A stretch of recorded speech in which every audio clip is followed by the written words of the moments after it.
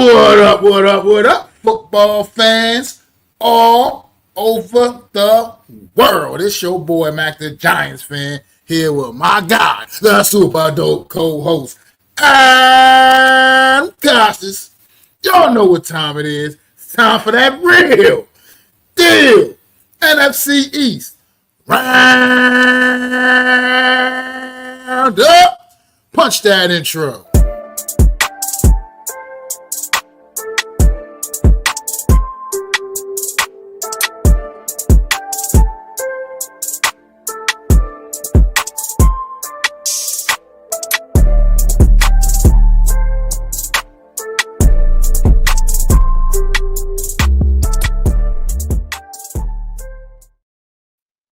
Good afternoon, everybody. Welcome to another edition of the Real Deal NFC East Roundup. I am Mac the Giants fan here with my guy, the super dope co-host, Adam Costas. How you doing today, Adam? I am good. I'm good. Smell the clean air out there. It's going to be a good one step closer to fall football, man. I don't know about you, but it's a little chilly out here, so I'm feeling football weather. Definitely. I was downright cold last night at work. So it's definitely getting chilly. You can feel it in the air. Football season is definitely upon us, man. How you doing, Daniel Berry? Welcome to the chat, man. Thanks for popping in, bro. Appreciate it as always, man. But it's real. It's time, man. We are a week away, man. A week away from the realness. It is football season, man. The cuts have been made. Guys are sorting out the rosters now, getting their practice squads together. It's that time, man. It's go time. A lot going on, man. The NFC East, man. It's looking like it's going to be a very tough, competitive division this season, man. I mean, obviously, the one team is definitely going to still standing out from the rest right now, but we'll talk about it for a little bit. Let's talk about some of their moves, man, and how they put together their roster. Let's talk about them defending world champs, the Philadelphia Eagles, man. What you think about some of their decisions and their moves that they made, Adam? Their Eagles are pretty good, as always. I'm not worried. I think that it's interesting they traded for a guy, right, in the Kenyon Green, only to trade him away, like days later or weeks later. So I thought that was kind of crazy. The fact that they transferred Sam Howell is a little interesting. So that's crazy. Apparently they just signed a guy off the Broncos practice squad, a running back. He used to play for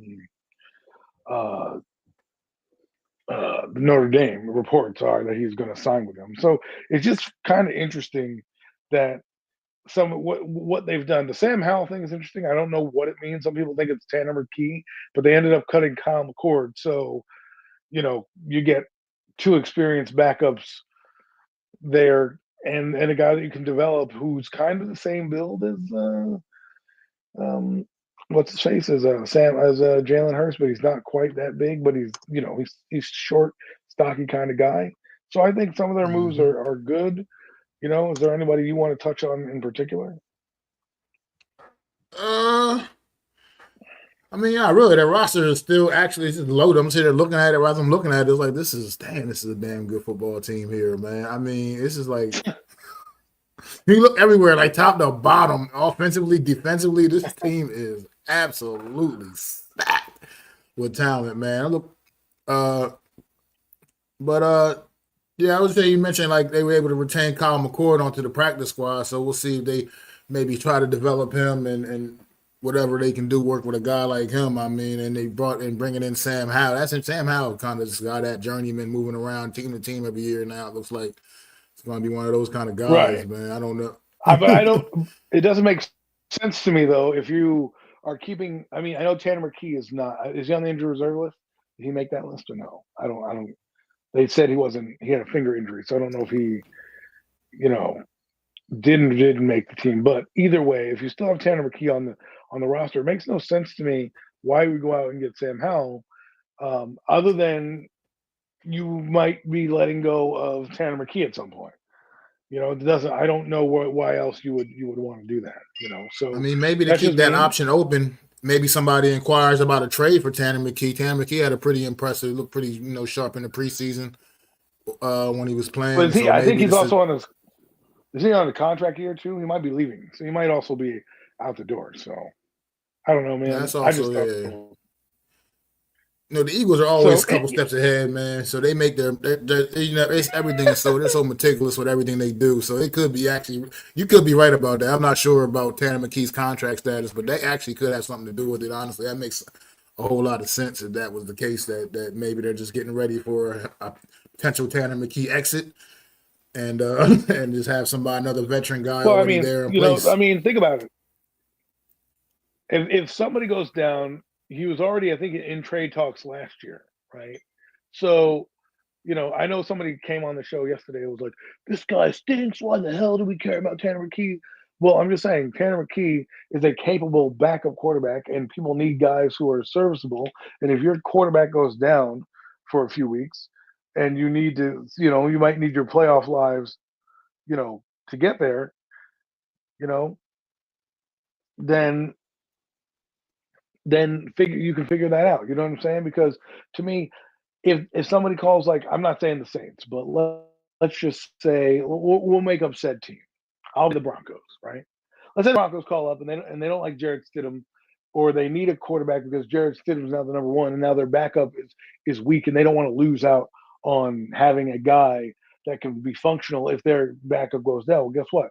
The Eagles now have a surplus of quarterbacks that they could deal out, and we know that we can tell by Kenyon Green signing that they could just keep a seat warm for you. So maybe they trade Sam Howell in the long run if they wanted to, right? Because they also traded Kenny Pickett. Look what they've done with their quarterbacks in the last 6 months. They went from February trading Kenny Pickett, right? Then they got DTR, I think they got from the Browns, who Mm-hmm. they cut, right? Then they bring in Kyle McCord, and then those guys didn't work out, so they get rid of those two guys, and then bring in Sam Howell. So the backup quarterback for them has been a revolving door. Now again, Kenny Pickett netted them some draft capital. I don't know if getting a Sam Howell here, who was also, late round pick, will net them some capital. So it's kind of one of those moves where, the Eagles, like you said, are playing 3D chess while we're playing checkers. They have something probably in mind, and they probably know something or forecast something down the road, which is what they're good at doing. Being a GM is not just working for the here and now. It's also working to forecast problems that may arise later, inquiries that people have already made. Tanner McKee's getting a lot of buzz. Maybe I should bring somebody else in here who has some potential that we like, who kind of fits our system as well. Because remember, Tanner McKee's 6'5", Jalen Hurst is about is 6'1". Sam Howell can run a little bit. Jalen Hurst runs a little bit. Tanner McKee is not the same kind of player. So it changes your offense up. How that it doesn't allow them to do that. So, maybe they'll trade him down the road. Maybe his contract is up. Who knows? But to me, it was an interesting move since what they've done with the quarterback position since basically February or March, actually. Yeah, a couple other interesting names on the Eagles practice squad as of right now. Eli Ricks, the young cornerback Eli Ricks, on it. They were able to retain to their practice squad, and Terrence Marshall Jr., receiver from they picked up from Carolina. This past off season, man, guys that I would have thought Terrence Marshall might have had a better shot at honestly making the roster as a depth piece in that receiver room. But at the end of the day, I mean, they were still able to retain him. He cleared waivers, and he is now part of their practice, going to be part of their practice squad. So I would assume Well, that's because they he'll have still, 11 linemen. So they decided to go with yeah. heavy in the offensive line side, and they went with so essentially what you do with Terrence Marshall Jr. I'm looking at their roster now and their cut downs. They're 53. Like, I'm interested in seeing John Menchie. They said that he's doing pretty well, right? They just brought him over from Houston, right, to add to that receiving core. So now you have AJ Brown, Devontae Smith, Jahan Dotson, and John Mechie to go out there, right? I don't know who Darius Cooper is. Guess he made the team. And then you have He probably a Dallas special teamer or Goddard, something. right? You have Dallas Goddard, Grant Calcaterra, and Cleveland Granson. I mean, again, I know the first two. The last guy, I'm not as familiar with. Sorry, Eagle fans. But then you have Jordan Mailata, Len Dickerson. Wow, they have a lot of linemen. No wonder they could trade Kenyon Green. We have 11 guys that you're keeping, and they're all good. Oh, they just traded Fred Johnson too. I think that was good. I think that was happening too. I think they traded him to Seattle. But everybody else, Brett Toth, Drew Kendall, Cameron Williams, Trevin Keegan, they got a lot of guys in the pipeline. But then you have Jordan Mailata, Landon Dickerson, Cam Jurgensen, Tyler Steen is one of your guards, Lane Johnson. So who knows what the Eagles are going to do? They're a fluid team, and again, they're good. I mean, look at this edge room: Nolan Smith, Jalen Hunt, Josh Uche, Aziz Ojolari. Wow, they said he was on a bubble player. He made the team. Good for him. Zach Bond, Todd Campbell, Jeremiah Trotter. Wow, is that? Am I reading that right? So Jeremiah they Trotter cut. here. No. I mean, so they cut N'Kobe Dean. He's not on the team anymore. No, Wow. Kobe Dean is on the team. He's still on. He's injured though. He's out right now. He's not. Oh, he's on the Able. practice squad. No, he's not on the He's on practice the squad. pup list. He's on the roster. He's on the roster. He's not Oh, even on pup. I don't think. I don't think they have him listed as a pup. because I'm looking here at the cut downs. So maybe he made it back. I don't know because I don't see him on the list that they have for linebackers No, for him. I'm looking at. Zach I'm Bond, looking at the Todd roster Campbell. right now. He's on there. Oh, he's on there. Okay, because the list I got Mm-hmm. from NBC was telling me they only have 4 backers. How many backers are on your list then? You got Zach Bond, Jahad Campbell, Nolan Smith, Aziz Ojala. I mean, if you count those guys, those edge guys mostly, but Well, no, I'm talking about like just the line, but just the normal. Okay, not then Zach Bond, Jahad Campbell, Trotter Jr., Smile Munden Jr., N'Kobe Dean. okay, so they don't have N'Kobe Dean on here. So there have been some transactions since the list that I have. So that's all. It's just that they, the fluidity of it. Yeah, because you said they had Kelly Ringo on the practice. Oh no, you said Eli Ricks, Eli which Ricks, is. I mean, think about that. Wasn't Eli Ricks like a 3rd round pick or something like that? Wasn't he a decent pick? Maybe I could be wrong. Something he was. I feel like he was something like around roundabout like that. He might have been a day 3. He might have been a day 3 pick. I can't remember offhand now, but that's just interesting to have a guy that's still in your pipeline there. So I'm just the Eagles are what they are. They're stacked. We're gonna get to see them firsthand, and we'll probably preview the game more next week because it'll be damn. I can't believe next week is the start of the season. Like that is insane to think about in terms of we just had preseason. Last Thursday, I'm like, oh, here we are. I'm thinking about Labor Day. It's tomorrow's Thursday. A week from tomorrow, we have a football game that's live with the NFC East. Crazy. So we'll find out how good they are. And I'm looking forward to John Mechie. That's the guy I want to follow this season. I know people don't want to talk about Eagle players, but that's a guy that they traded for. And if you know his career, you're rooting for the guy, even if he's in an Eagle uniform, right? Overcoming cancer and having some issues coming out with Houston and now making it over here. So that's a guy I'm going to be watching. I wonder if he can take reps away from Jahan Dotson, because that's what I feel like if Menchie, what I feel like the Eagles really need, and this is weird to say, and maybe you'll agree, maybe you'll disagree, is a legitimate 3rd receiver. Not like a tight end, but like a legitimate, you line them up, we got an outlet here. Because AJ Brown and Devontae Smith are great. But like to me, I know they have Barkley and they have Dallas Goedert and they have all these other guys, but to me, like a legitimate number 3, imagine that. Imagine they get their Hakeem. They find a guy in there that could be a complement to these other 2 guys to even open them up even more. Because imagine this, right? They have Dallas Goedert went down last year with injury. Then Cal Katera came in. He was solid for them. But you can't always rely on the tight ends to do your bidding. You need a 3rd down receiver, and Mechie is a little bigger. He's bigger than Dotson. He's a little thicker than Dotson, and I think he can also help in the run game. So for me, if I'm an Eagle fan, as an outsider, the guy that I'm watching to hopefully get some more reps would be Mechie, because if he can come in and be a 3rd receiver, a guy that Jalen Hurts can dump it off to over the middle on those short gains and continue to keep drives alive, they're going to be very potent. They're going to almost be unbeatable with a 3rd receiver, because I think the only weakness I see in their team, if you go down, is who's going to be that next guy to give AJ Brown and Devontae Smith, some reps off, and then also to step up when the money time comes, because everybody's getting two corners these days, right? Everybody now needs two corners. Everybody needs two receivers. Now you need what's the third element? You need a good third receiver, and I think Mechie could if he is healthy, might be able to fill that role. Yeah, I mean, I think right now it's like they're going to give John Dotson every opportunity to kind of put a chokehold on that role. But like you said, it's up to him. It'll be up to him to really earn that trust from the. Well, didn't we mention last week somebody said that Jahan Dotson only caught like a few passes or whatever? So the impact of this team, sure, he's listed as a number one right now, but you traded for a guy, just like you traded for Jahan Dotson. You really want to give this guy a shot, and I know that they're not bringing in Mechie just because they're satisfied with the receiving core. They are a little worried about Jahan Dotson, but again, they invested time in him. They're going to give him this Well, system. He does have the leg up because he's been in the system a little longer than Mechie.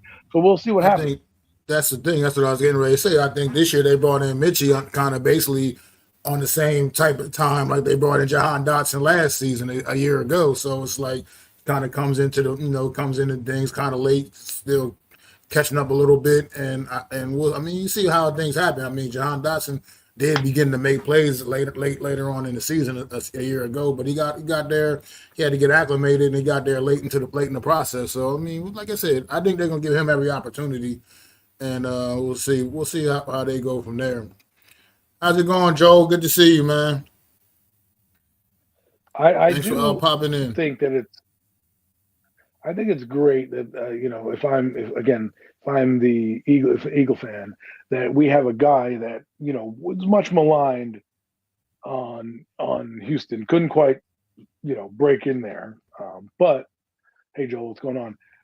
But you have him on this roster, and I'm just wondering what contribution he's going to make, because when you're a Super Bowl team and you're a team like the Eagles, sometimes a player you least expect is the guy that makes the big play, right? Yeah, Like absolutely. so to have a guy that might go under the radar in a Mechie, just like you mentioned, what if this guy gets acclimated, by midseason, is healthy, and then all of a sudden you have this extra guy that nobody's focusing on, that's on a fourth cornerback, right? One of the worst probably on your team, probably a special team guy, a guy who's raw, doesn't have talent, he's not on your top three. And all of a sudden, now you got this guy Mechie, who was a high draft pick, was a pretty good receiver at Alabama before, he got diagnosed. All of a sudden, decides to come around, and now you have an advantage, Eagles, which you didn't think you had at first, right? Because when you're doing matchups, and that's what this game has now become, is like, how do you match up well? Well, the Cowboys that they play, the Cowboys have decent secondary, not a great secondary, but a decent enough secondary where they can probably match up with some of these guys. Will it matter? Plus, they're also matching up with great receivers on their end every week in Pickens. But to get back to the Eagles, to have a fourth guy to come out and go against the weak cornerback, it's kind of cool to see. Yeah, I mean, yeah, it's like you said, when you talk about the Eagles right now, we're just this is like I said, this is a great team. I think right now the biggest thing they have to worry about dealing with, especially on the offensive side of the football, is just getting their guys healthy and ready to make sure they're all ready to go out there next Thursday night when they open up against the Dallas Cowboys. They do have a lot of guys dealing with some nagging things.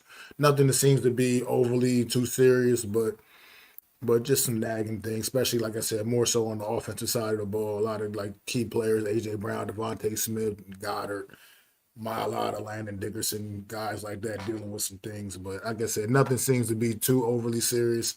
So we'll probably see these guys all out there, I would assume, next week when the action when it gets real. Uh you have any more final thoughts on the Eagles before we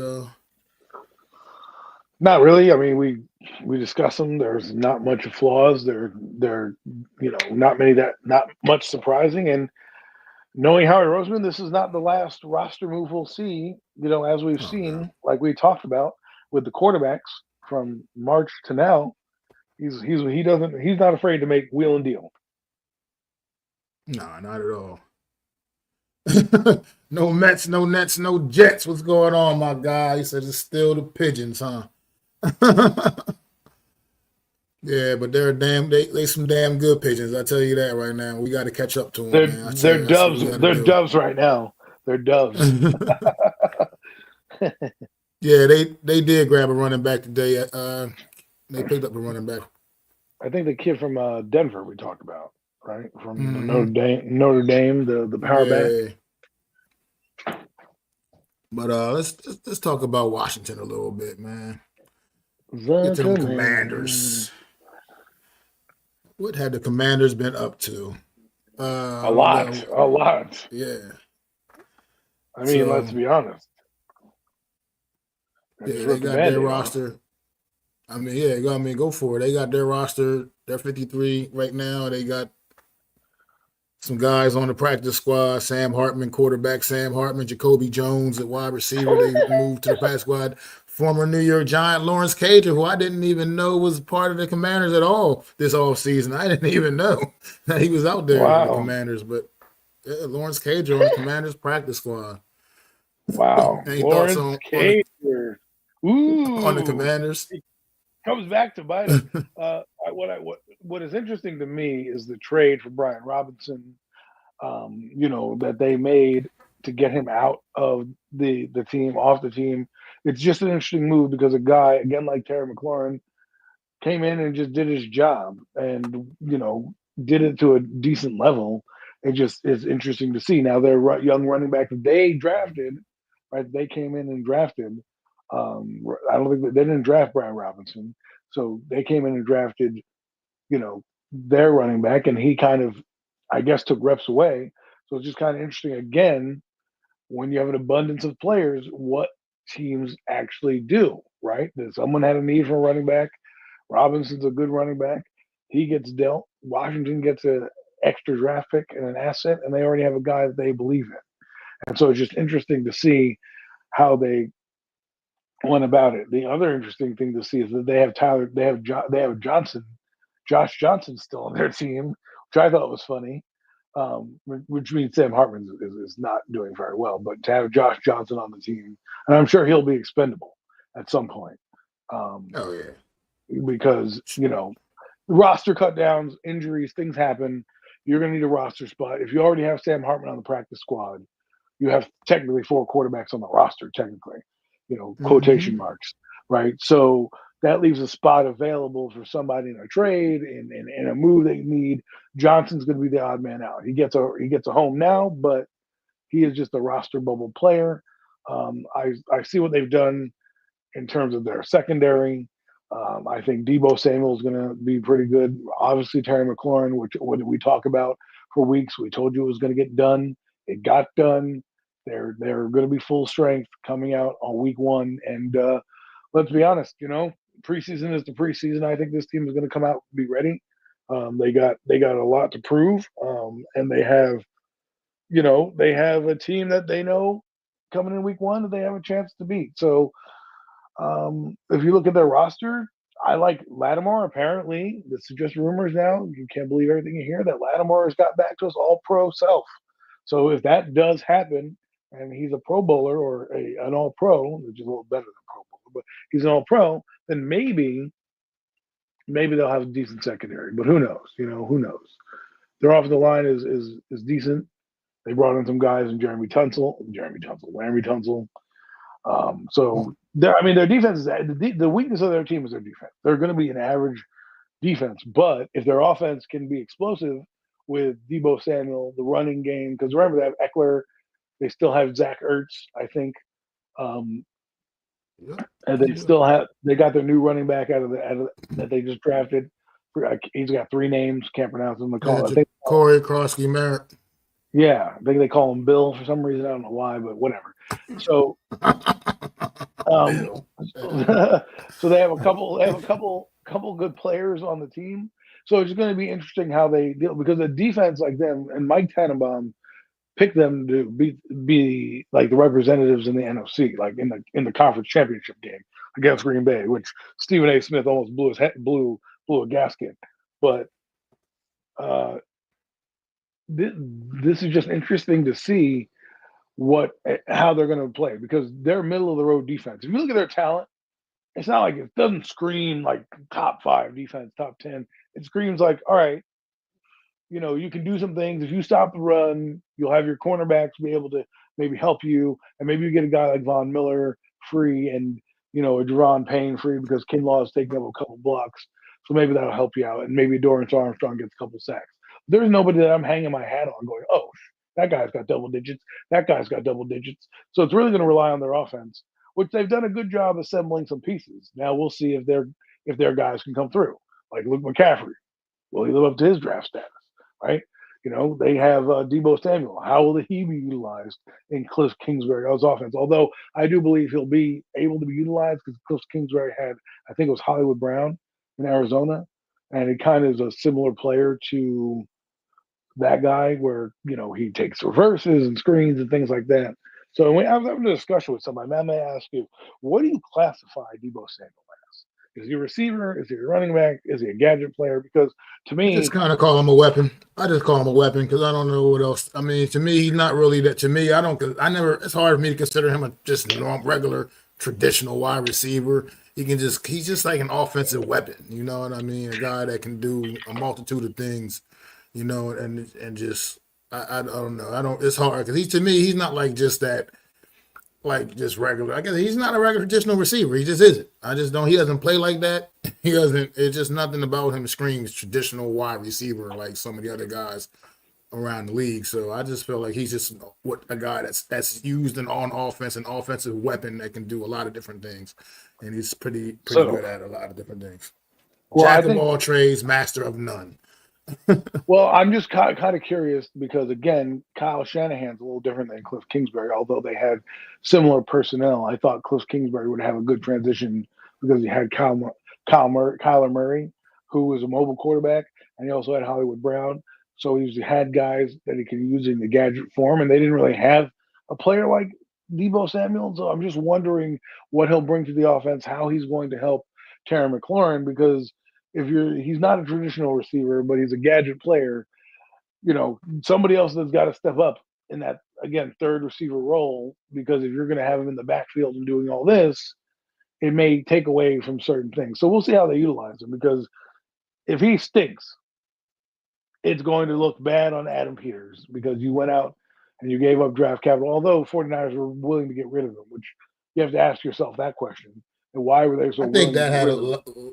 lot to do with just the fact of probably just not continuing to want to invest in a guy that's pretty much, I mean, Debo, let's face it, this guy is banged up Yeah, every year, one thing after another with Debo Samuel. There's always some kind of nagging something with Debo, something he's always dealing with something.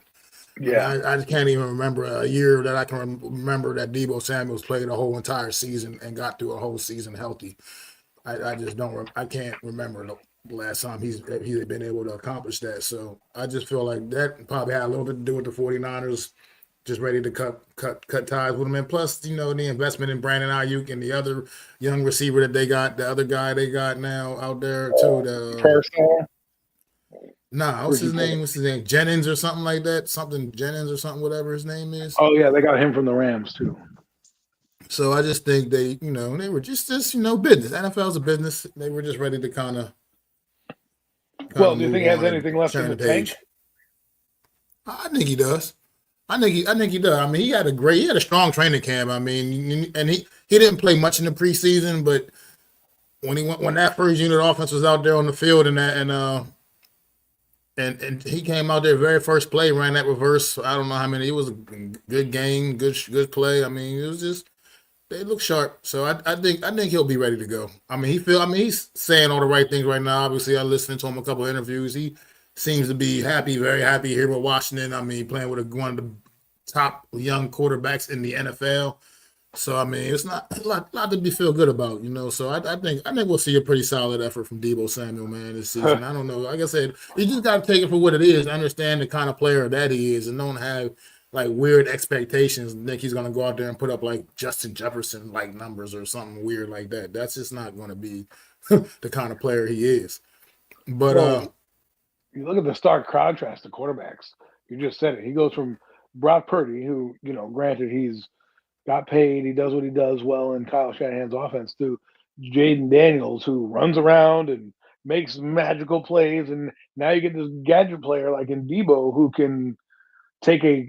I mean, I don't know if he still has the same speed, but he can take a short pass, and make a long game. Let's put it like that, right? I don't want to say that he doesn't have breakaway speed anymore, but like Robert Brooks when he was running in Madden, like, they don't show my breakaway speed. Like I don't know if he still got that juice, but he will make long gains, and I just think it's going to be interesting when Jaden Daniels breaks, the pocket, breaks contain. What will happen? Because that's usually when the guys like that, excel. Is like, oh shoot, now you think I'm going flat? Now I'm going to take it up, and I got a running quarterback and a guy in open field in Debo who's excelled at that. So it's going to be interesting to see. I hope it didn't give anything away for the Giants. Like so they better be ready for that, because that's what's going to happen. He breaks contain. If you lose sight of him, there goes Debo Samuels down the sideline. So got a lot to worry about. Yeah, I mean, I think, look, like you said, the big news from Washington this week is obviously getting Terry McLaurin signed up, renegotiated, and now he's happy again. Look like he'll definitely be out there on Sunday against the New York next Sunday against the New York Giants, because it's not like he's been holding completely out. He's been around. He's not like he hasn't been doing any work at all. So it's like, he's good to go. She'll be out there. I think they don't have too much ramping up to do with Terry McLaurin. He'll be ready to go in that opening week game against the New York Giants. But I That's what think, here. One second. I just want to touch on that real quick. That's what happens when you have continuity in an offense, right? He didn't have a new offense coordinator to learn. He didn't have all that. When you're already in the system, it helps out. So this is why this hold in, and you can say, oh, all he needs to do is ramp up. Yeah, because he already knows the offense.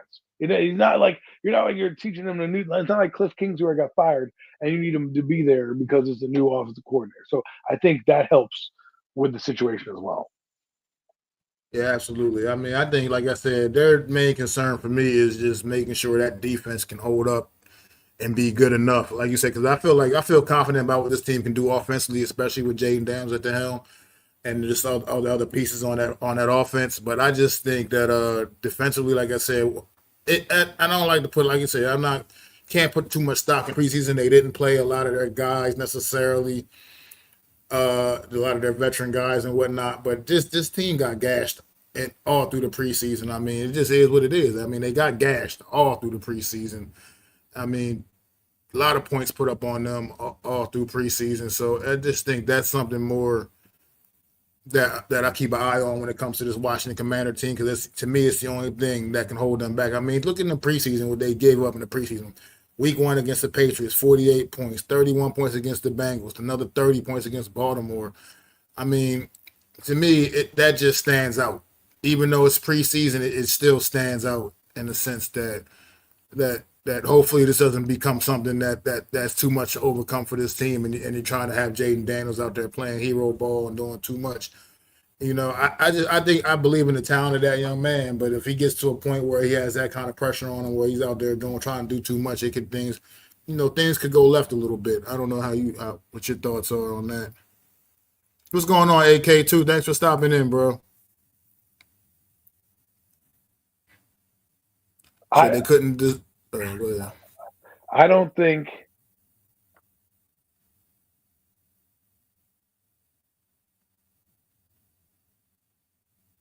Adam, kind of losing you there. Said, well, AK has a comment here. NFL reality check says they couldn't deserve to lose Scary Terry, but I only expect him to be there 2 years by the way his contract is.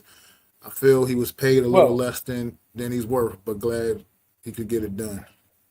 Well, listen, look, he's there. He's obviously not going to get paid. This is his one big payday, right?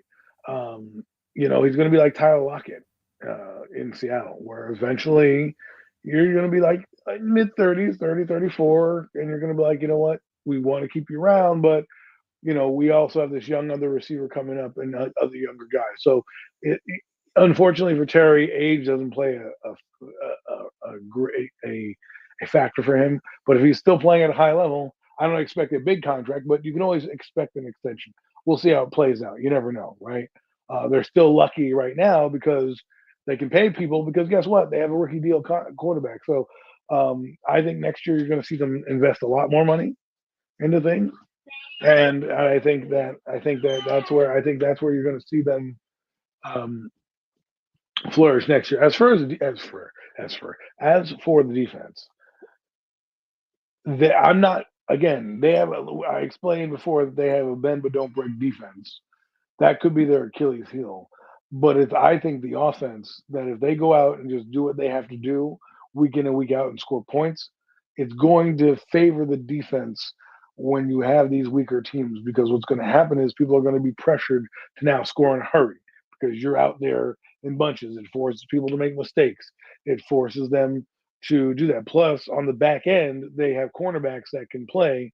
And when they actually can play, they're going to get sacks because of that alone, with Latimer and Trey Amos and that group of people. As they gel, they will shut. They're not every offense. They're going to is going to be a juggernaut. So they'll have their opportunities. Against a team that is coming up to them week one. I'm not worried. I'm not scared of their defense, but I also think they're not scared of our personnel because they already matched up with that personnel last year and they were able to kind of do what they needed to do. And with Bobby Wagner in the game, they're going to be a sound defense. So that's the one thing I agree with you that their Achilles heel is that, but I'm not worried about them in preseason because they have older veterans. So a lot of those guys aren't taking the same reps. You know what I mean? Because they need those guys down the stretch. I mean, I can maybe agree with that. It just when you watch a team get, like I said, they literally just got pretty much blown out all three games basically. So it's just it's I don't know. Just to me, it's still something alarming. Because that comes down to the depth even as well too. I mean, that now we kind of depth to this Right. team have when guys go down. Like, who are these guys that are coming in here? These same guys that were getting gashed all through the preseason. Right. So I hear what you're saying. I'm not saying I'm not putting a flag up and saying, oh, maybe I need to rethink this. What I'm saying to you is that their defense was weak last year and it worked itself out. And I think that's what they're doing right now. They're kind of a soft team, as we explained. So if they can't score points and they can't do what the things they do on offense, yes, they're going to struggle. But if their offense can now, with the added dimension of Debo, put up points, their defense is going to look a lot better than it looks. Even though they may not stop the run or whatnot. Again, we'll find out because it's all fun and games until they strap it up on week one. Because the Giants went 3-0 and look great in the preseason. Do I know if that's going to translate? No, I've seen teams go 3-0 and look like dog shit in the regular season. So, and I've seen teams that look like dog shit that you know um, are out there. Is it a concern? Yes, obviously. You don't get run on, you don't get scored on. We'll see if that trend continues. Again, 10 days now, 11 days till game one. So we'll see if they can shore the thing up. It's a good thing for the teams that are playing against them because that could be their weakness, And that's what Stephen A. Smith kind of alluded to. They gave up 55 points to the Eagles. So, we're not. Again, I agree with you, Mac. But I'm saying to you that the only way I believe their defense is going to be a liability is if their offense gets shut down, which could happen. And if that happens, it's going to be a long year for the Commanders. yeah, I mean, I mean, like I said, it's gonna be just something to look at. It's like I said, it was one of the big glaring things for me that caught my attention throughout the preseason with this team. Is just this. I'm just still really not convinced with this defense, but like you said, their offense is very talented. The quarterback is obviously one of the most talented quarterbacks in the league, and the future is still bright. I think for this football team, to be honest, as long as Jaden Daniels is going to be at the helm, I believe in his talent. I believe that he is the real deal. I don't see a sophomore slump coming. I feel like this guy is going to continue to trend upward. But I don't know if you have any final thoughts on the Washington Commanders. We can get ready to move on to them boys. And we'll move on to them boys. All right, what you got? AK here says, so I know this is the NFC East podcast, but I heard the Browns are looking to get a new stadium. What the hell have they done to deserve a new stadium? How about a team? How about a team first thought that was weird? I mean, look, I don't know. I don't know anything about Cleveland Browns getting a new stadium, man. But like you said, that to me, they got other things to worry about other than a new stadium right now. So, no, Met says the fans deserve it. I mean, I guess that's one way to look at it, but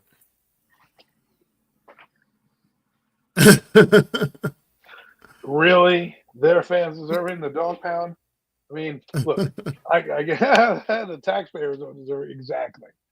No, when you get these new stadiums, I mean, they have to win, right?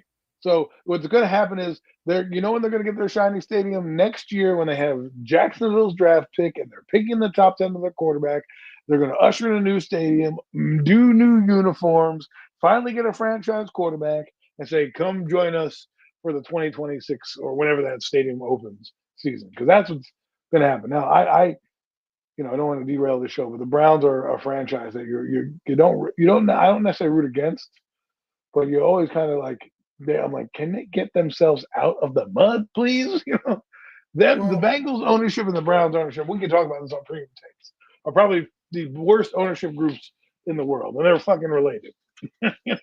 hmm, it's just weird with the Browns. The Browns are one of them teams. I know this version of the Browns is technically was an expansion team, technically, but the Cleveland Browns history goes way, way back into the root of the NFL, and just for this team to just never really been able to get much done over the years historically, man. It's just a weird. This is one of those weird things, man. But whatever. I don't know. They're the Cleveland Browns. Like you said, we talk about that. That's something we can maybe talk about on Premium Takes, man. We'll talk about let's talk about the Dallas Cowboys now, man. The Cowboys, trying to get their thing in check. They got Trayvon Diggs off the pup list, still dealing with the Micah Parsons contract situation, which just seems to be getting uglier and uglier each and every day. It just seems it's just spiraling out more and more out of control, honestly. But they're getting a little healthy on the O line. Tyler Guyton looking like he might be actually ready to go next on Thursday night against the Eagles possibly. And just think about what the Dallas Cowboys, Dallas Cowboys been up to over these last couple of days with cut downs and stuff. It's interesting, right? The Micah Parsons thing is taking away from the overall morale of the team, right?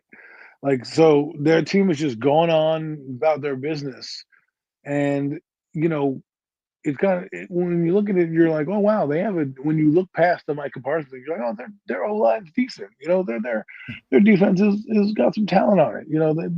They are the Cowboys, so obviously they're influx. We don't know if Brian Schottenheimer is a good coach or not, but we'll see what happens. I think it's interesting. I believe in my heart of hearts he's going to be there come Thursday night. I don't. This is a little different than like Scary Terry because you technically have a new regime, not really a new regime, well, new offensive regime, but you have a new defensive coordinator. Unlike Scary Terry, who has a offensive coordinator in Cliff Kingsbury from the previous year, where he doesn't really need to know. He doesn't need to be engaged to be out there to be engaged, right? Micah Parsons has done a lot of being a distraction, lying on the bench, doing these things, trying to make it publicly known and get the to drum up the drama. And I just think it's funny because you're taking away from the actual team itself. And I don't know if it's a good thing or a bad thing because I believe Micah Parsons will play. And the reason I believe he'll play is because in this day and age, it's not a good look to sit out games. And look what it did for Hassan Reddick last year. Okay. It completely tanked whole um his whole mojo. Now again, Hassan Reddick is not Micah Parsons, but what I'm saying is that guy was a top of the level pass rusher and decided to sit out against the Jets after he got traded and said, you know what, I'm not playing with this fucking organization. And then it ended up tanking his value. Again, we're talking about two different players, but the value is going to be the same. People are still going to look at you and be like, well, you did sit out last year. How much juice do you have? Right? What could you possibly bring now? It could be one of those things where he does sit out and say, screw it, I'm just going to sit out and I'm going to get better. And I don't care that I get fined because I'm going to come back and be more, more of a beast. But to me, if I'm Michael Parsons, I'm playing. And the reason I'm playing is because I only know one way, and that's to play. And if I go out there and I show up and show out, it's going to be a detriment to the Cowboys because they're going to be forced to keep me. They're going to be forced to keep me in either way. Because right now, the Cowboys hold the leverage. They already know that he probably will be a beast. They know that they also have the franchise tag next year, which they're going to put on him to negotiate. So they have a window to this. So for me, if I'm Micah Parsons, unless you're really getting traded, which doesn't look like it's going to happen anytime soon, because you're a week I'm out. You sorry. think he's getting traded? I don't. No, I don't think he's getting traded. I think there's no way they're going to trade him. I just think that the whole thing is just stupid to me. It's stupid to me because it's just this day and age, man. It's not this is not back in the day. This is you just can't play fast and loose with these with these type of players, man. Michael Parsons is what he is. I mean, it's established. I mean, yeah, he's getting like Mets putting in here like he's making 24 million this year. I get all of that, but here's the reality: the NFL market is what it is. The market for players at his position is what it is, and for top players at his position, it is. And 24 million just ain't it. They get paid more than that. So I know 24 million is a lot of fucking money. Well, that's for this It year. is. That's for this. I get it. I get it. I know. I understand. He would be getting that. He would be getting that regardless. He'd be getting that 24 million regardless. But the point is, just pay the man because that's what it is. Like it's like you're just playing this weird game and trying to use all these little things. These just pay the man because that's at the end of the day he deserves to be paid because he is one of the elite talents in this league. I mean, it just is what it is. I mean, that's what you got on your squad. To me, it's nonsense. Just take care of your guy. Why go through all of this dragging like as if you're even remotely pretending like you're not going to pay him when eventually you are going to pay him. Now, as far as my thoughts on will we see Michael Parsons on Thursday night against the Eagles next Thursday? Right now, I'm leaning towards no.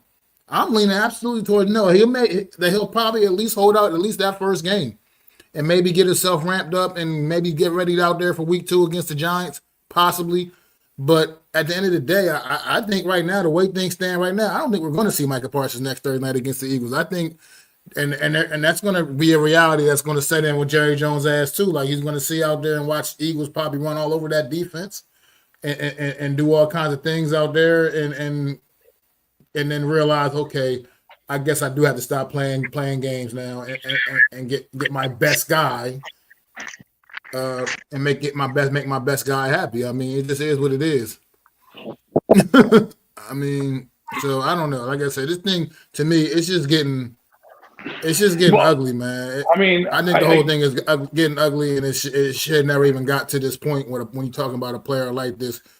But there's a lot of other things that brought all this about. Like you said, like I was like this whole thing with the rookie wage scale, like you said, you're already getting these couple years out of these top talents like him for the cheap anyway, and it's like what he's truly worth, and you want to use like the rookie contract bullshit as like some leverage for yourself as the owners. Pay that man because he's outplayed that rookie contract exponentially. Well, so pay the man. I hear you. I hear you. But if No Met's point is right, and they did have a deal in place, right? And he shook on the deal, regardless of what the agent said. He wants the deal honored. And now the agent's like, screw that. I want more money. So the question is it really Micah Parsons trying to hold out, or is he postulating because the agent's not happy with it? Because if I have a handshake, Jerry's a businessman. Jared Jones is a businessman. And if he walked in there and Micah shook my hand and he said, hey, you know what, Micah, I'm going to make you the highest paid guy. How does $100 million, this many things a year sound? All right, Pat DJ Watt, great, boom, right? You go back there, he crunches the numbers, and you say, well, I don't like the numbers now, right? It's becoming more than a negotiation tactic because now he's going to be like, well, I gave you what you asked for. You come back to the table and tell me it's not good enough, then go back. I mean, I don't know. If I'm Michael Parsons and my representative, first off, I fire my representatives because this is dumb. This should have been taken care of a long time ago. Now, on my contract year, you want me to basically hold out. He's getting $24 million. You want him to hold out his contract year? Fuck out of here. And as for him being in playing shape, guess what? He don't need to be in playing shape to make a wreck a game. He's that type of guy. Remember LT? Be out all night and then party up next. This guy's gonna be like that. He's a freak. He's gonna just walk in and he's gonna play a few plays. They're gonna find the weakness in the O line and whatever O line they're playing, and they're gonna say, "Go get the quarterback." Will he run out of gas? Sure. Is he going to play four quarters? Obviously not. But if this guy is here to play on Thursday night, which is I think he'll miss the game. I don't think he's missing week 2, but I think he can miss week 1. I doubt he's missing week 2. I just don't believe he's going to give up $24 million. It doesn't do him any service. I understand what you're saying, Mac, and paying him. I get it. But your value, this is a business, and the NFL knows. And if they know, and Jerry knows, they really had a handshake agreement. And the deal, and the deal was the deal. I get that here, lad, but here's the reality. If Michael Parsons has an agent, then you should be dealing with his agent anyway. So it's like you're talking about I had a handshake agreement with the player. The player doesn't negotiate. He doesn't negotiate his own contracts. That's where Jerry Jones is already like that's that old school mentality. That's what I was talking about. It's not that anymore. It's 2025. This player has an agent. The first thing you should have done is you get in touch with his agent. You deal with that because that's the guy that's doing the negotiating. It's not Michael Parsons. He's working on behalf of Michael Parsons. Michael Parsons doesn't. He's not like Lamar Jackson going out there, making his own deals and negotiating his own deals. That's not. He has an agent, and that's what his agent is for. And that's who you're supposed to be dealing with in the first place. To me, that's already the first mistake. Period, right there. You're talking about we had a handshake deal. That doesn't mean shit, really. It is a binding. In certain states, it is a binding agreement where you shake a guy's hand and say, I'm going to give you $100 million over this many years. And you shook on it and you say, I agree. And then you say, call my representatives. So if he, like Met said, Jerry said when he does those deals, he deals with the player. And so the player goes back and says, well, this is the deal I got. And the agent's now mucking it up and telling him what to do. And Jerry's like, well, I already agreed to the deal. To him, the deal's already signed and sealed, delivered. He's just waiting for Mike to say yes, so he can put the pen to paper. Essentially, is what he's doing.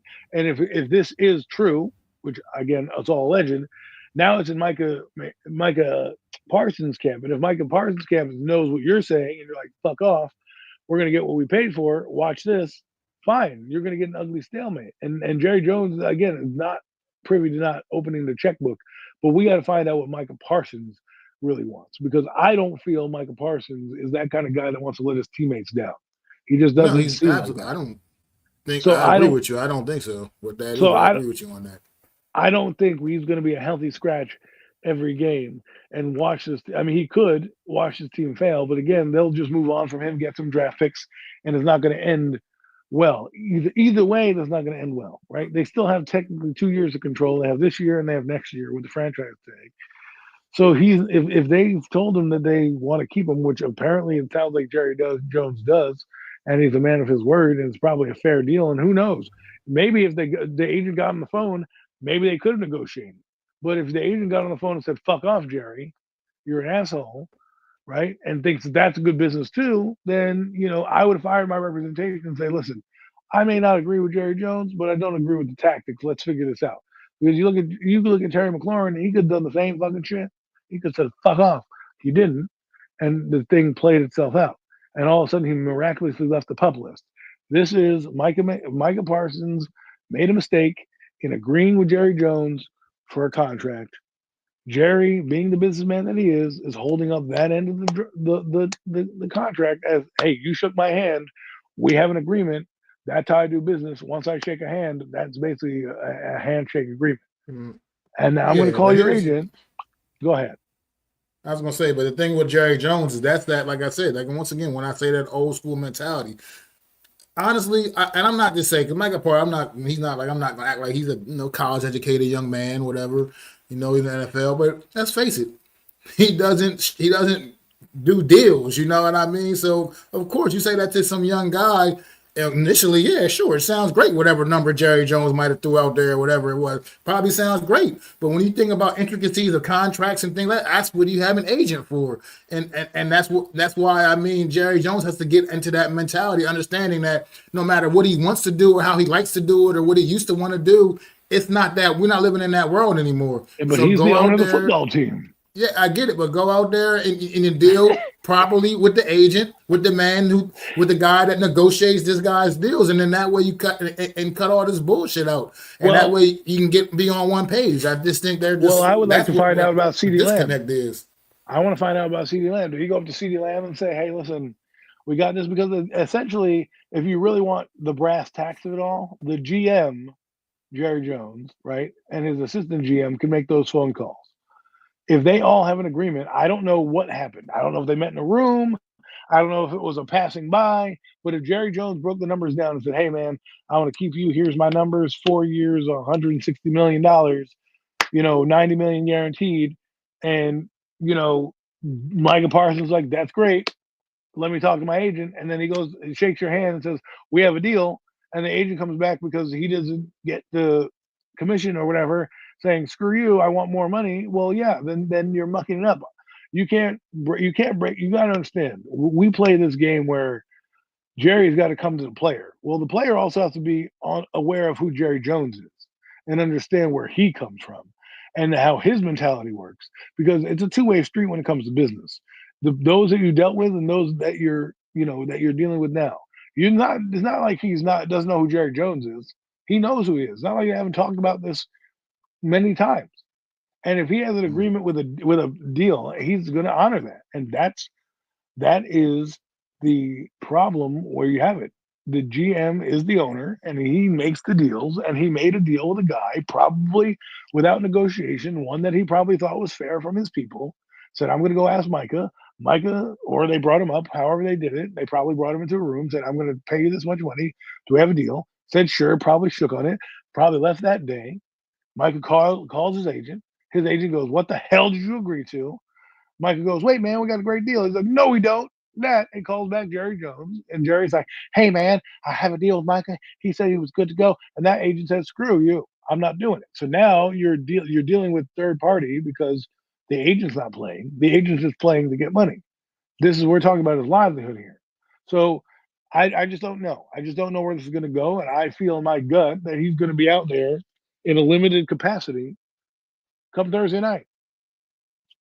Yeah, I'm just not so convinced about that. I just think really, I think that's going to be like the statement he makes there. That's going to be the final statement for him is that like I won't play, and I just don't see him out there right now. I think the way things stand right now, I just can't imagine he trots out there and puts on a uniform and plays on Thursday night. But But but then to me, if he's going to take that stand, if he's going to take that stand, and I'm the coach and I'm the GM, then don't show up at all. Don't show up at all. well, Basically, that's what what a you're lot of people were saying they should have done. That's the approach they should have took in the first place because that's the CeeDee Lamb approach. That was the Emmett Smith approach back in the day years ago. I don't know if you remember that yes, ugliness yes. there. That was Well, those were the I'm a approaches little ahead of there. my They time didn't for that. show Never up. mind. Yeah, Well, I'm They sure didn't. on that. Right. And that's And why I that told you at the beginning of this. That's why I told you at the beginning of this. When you hold in, it doesn't really do anything for you. But my point is to him is I don't the difference between I don't know if was Emmett Smith under contract or was he just holding out for more money. I feel like he might have been holding out for more money. Like I don't know that story fully. I know he held out. They signed him, after the first week because they lost and all that stuff. But I don't know the details of if he was already under contract. Mike is under contract. He could have easily renegotiated in year three. This is year what 5 now of his rookie deal, right? Because next year he's a free agent. So it doesn't behoove him to not play because whoever's out there, he can get more money on the open market, right? The other thing is if he decides not to play week one, if I'm Jerry, I tell him don't show up at all. Don't show up at all. I'd rather have you not show up and do nothing and me pay you for it.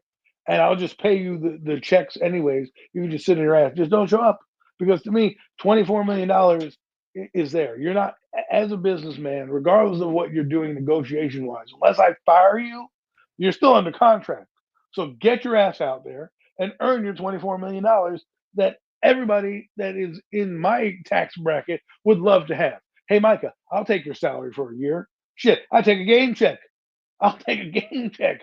Okay, give me a game check. I'm sure it's Well, I probably mean, pretty of course, heavy. us You know, normal people, those numbers there. It sounds like what the fuck do you mean you complain about playing for $24 million? But it's just the fact that this guy is worth more than that, according to what the NFL market has established for players at his position of his talent. So it just is what it is. I mean, but let's get the iceberg Slim's well, comment well, here. well. What do To combat yeah. that real quick, Trey Hendricks.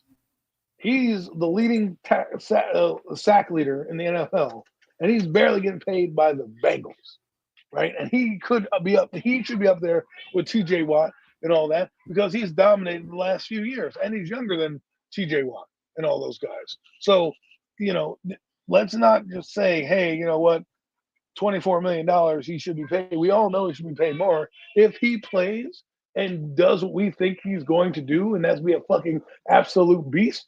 It doesn't matter about Jerry Jones. It doesn't matter about the Cowboys because I'm going to get paid from somebody else. And if they're going to put the franchise tag on me, fuck it. I'm still going to force my way out and let me get traded, and they can get the 2 draft picks for me because that's how good I am. And that's what I feel Micah Parsons is. If he wants to prove to me that he wants that money, then go out there and get it right now. Don't fuck the noise. You know you're the best, but they're obviously not going to pay you. So find a way to get that money.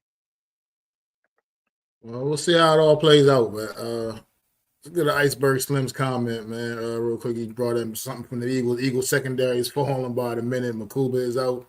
Sidney Brown gets a start on the Cowboys. I didn't get to hear that officially, but damn. I mean, your rookie had a good, solid preseason, strong showing. He earned a starting safety slot. And Are you really worried? unfortunately, I mean, I think the Eagles are a team that, like I said, Sidney Brown's a pretty solid player as well. I feel like I said, the Eagles have the best depth in the NFL, and this is just a part of next man up thing that they deal. I think they deal with it better than anybody else. So I don't necessarily. I agree with AK's comment there. I don't see that necessarily as them falling apart. I mean, but we'll see what happens. We'll see the impact they could possibly have, but they still have so many other talented guys out there that I don't think the loss of Makuba for a game is gonna kill them. So we'll see. Well, I mean, But Sidney Brown has quick little touch on that. Sidney Brown has knowledge in the defense. You have a pass rush that's supposed to help mask some of these deficiencies. So, you know, next man up, as they say. No one's gonna feel sorry for them. yeah. So You got anything else on the Cowboy? I mean, Will Greer they made sent to their practice squad. I mean, I don't really know oh much of the other joy. guys they got. Much of the other guys they got on their practice squad. He's about the You know, only the one thing one. I And thought was interesting is they traded their lineman. Remember that seam guy, the guy that they thought was going to be the heir apparent to Guyton and be used. I just thought it was interesting that they traded a lineman away when they were in desperate need of linemen. So I thought that was kind of interesting. well, And I don't have so anything they're else. so they're yeah they're gonna roll with so they are gonna roll with Joe Milton as their backup quarterback number 2. They only have 3 quarterbacks as of right now with Will Greer on their practice squad. So I guess he'll get elevated and get that third jersey for that emergency quarterback spot every Sunday for right now as things stand. Being the only other quarterback on their team, but I don't know. I mean, Joe Milton did put together a stronger showing in their last final preseason game, but I still don't know. That's the guy I want to feel confident rolling with if that goes down. But we will find out. Let's move on to Big Blue, man. The New York Football Giants. Woo! Wow, wow. Where do we begin, man? It's been an interesting couple of days for the Giants. A lot of tough cuts, man, and a couple that were really, really shocking. What's your thoughts on the New York Giants, man?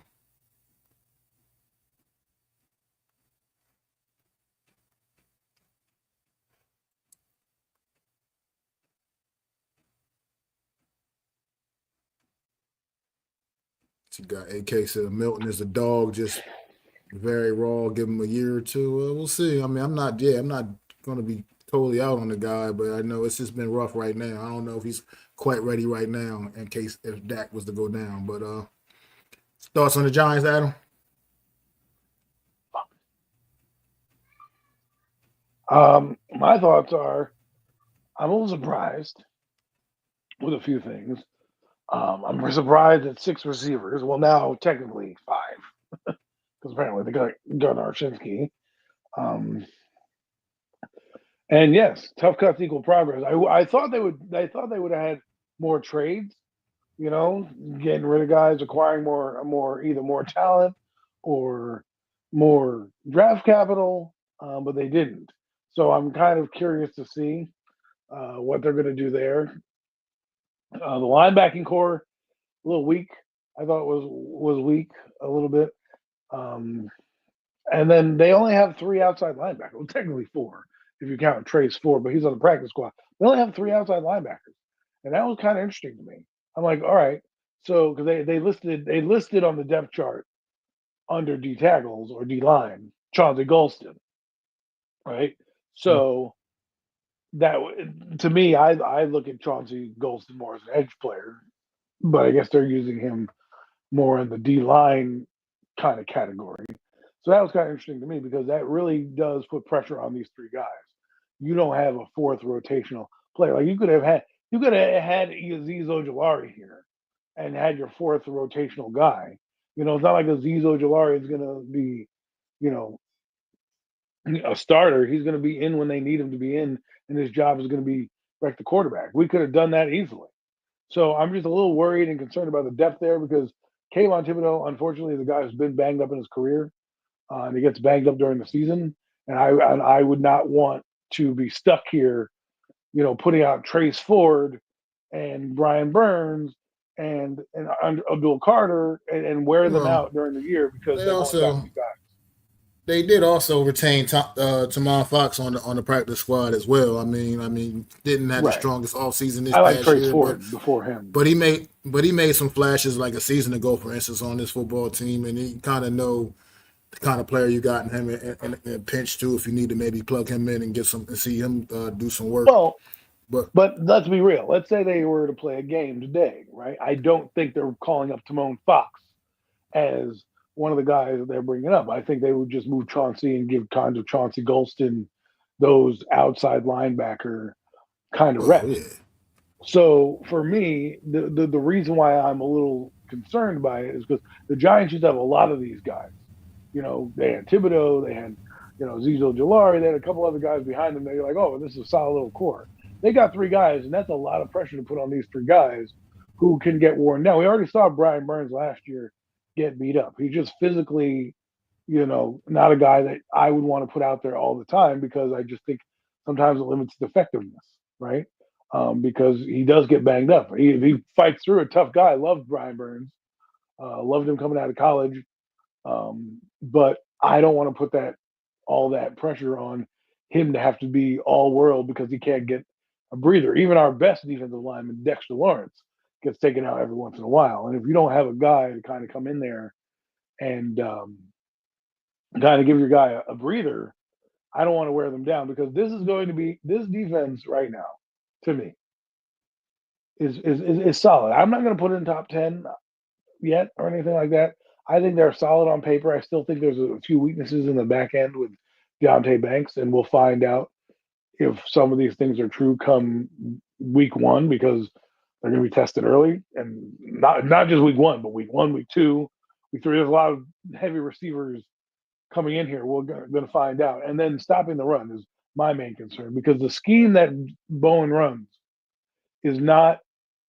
It doesn't like the linebackers that we have in Brian Burns, Abdul Carter would be better off in a traditional 3-4 as opposed to the wide 9 that we play. Because to me, if I'm doing a 3-4, these guys are standing up and have taken advantage of. Right now, they're putting Abdul Carter over here, over there, and his hands in the dirt. And I don't always think that that's the most advantageous position for a guy because he's going to meet an offensive line that's going to because Abdul Carter's not fully at his man strength yet. He hasn't been in the NFL program.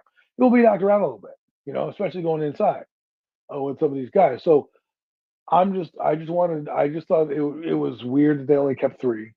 I'm worried about the scheme for Shane Bowen because I don't think the players are going to be the problem. We can say Kayvon Thibodeau, blah blah blah, but if he's crashing down because he's been asked to crash down, they bounce outside, or then he goes outside. Now he's too wide because now he has to worry about Jaden Daniels going outside, and they're just running underneath him. It could be a hard, fought year because Shane Bowen's defense in Tennessee wasn't a great defense. It was a good. It was its job was the front four getting to you, which is fine. But if your front four is a wide nine because you're trying to compensate and get more angle for your pass rushers, that sometimes can leave you exposed. And if you only have three pass rushers in there and these guys are getting beaten up because they're running downhill, that's my one concern, about it. Other than that, some of the other roster moves, love that Jackson Dart is number two. He'll be playing a lot sooner than you guys think. We'll get to him in a minute. Running backs, I thought that was interesting. They only kept three. Tight end is where I'm really intrigued because I did not think Greg Dulcich would be cut. If anything, I thought Manhurts would be cut. Do I really need Manhurts and Bellinger and Theo Johnson? All three of those guys can block, right? I mean, not the greatest blockers, but they all can block. Manhurts is a beast. But other than that, all three of the other three guys I mentioned are all you're trying to contribute in the passing game. Manhurts doesn't really do that. So if I were the Giants, I probably would have kept Dulcich and kept Theo Johnson and Bellinger as my two blocking tight ends. And my two receiving tight ends would be Fedoni and Greg Dulcich, right? As Fedoni gets more acclimated. So I thought that was interesting. Their linemen, they have decent linemen. I did not know Josh Azudu went to IR. Is that true? Yeah, he's on. He's out for at least the first 4 weeks. You know what sucks? Is that sucks. We talk about him, right? You, me, we're like giving him praise for the first time in probably his career. And he's out. And now it's like, damn it. What were we getting? Like, are you going to lose your spot? Because they've got to then put you on IR permanently or bring you back. And if you like the core of guys that you have right now and you like the practice squad guys, there's no point in bringing Josh Azudu back if they're playing well. Right now, if they're struggling, and they need a jolt, that's where you're going to decide if you need to bring him in here. So unfortunate for Josh Azudu. Technically doesn't count towards the roster, so he's down on the 53. But I thought it was interesting. Those are kind of little facts. I would like to hear your thoughts and what you're thinking here. Well, I mean, I think, like I said, like a lot of people were concerned the cut when they didn't retain when they released Dante Miller. And honestly, I didn't think he was going to clear. I thought somebody would have snatched him up off of waivers, but yet he still found his way back on the New York Giants practice squad, which is a good thing. I mean, Lil Jordan Humphreys, another guy that they were able to retain, Amir Smith-Marset. These are some of the guys that were Did they keep Ward, the running back? They did not. Because honestly, I As would at have least taken him. I would have taken him not right over now. Turbo. Just to be honest, he played better than Turbo. At But least not right now. They haven't. I don't know if they're going. They can still change. The practice squad's still not all the way set. do you really think Turbo was going to get picked up by somebody? I mean, I thought he did enough that somebody could have picked him up for special teams purposes at the very least. Oh my The minimum, god! yeah.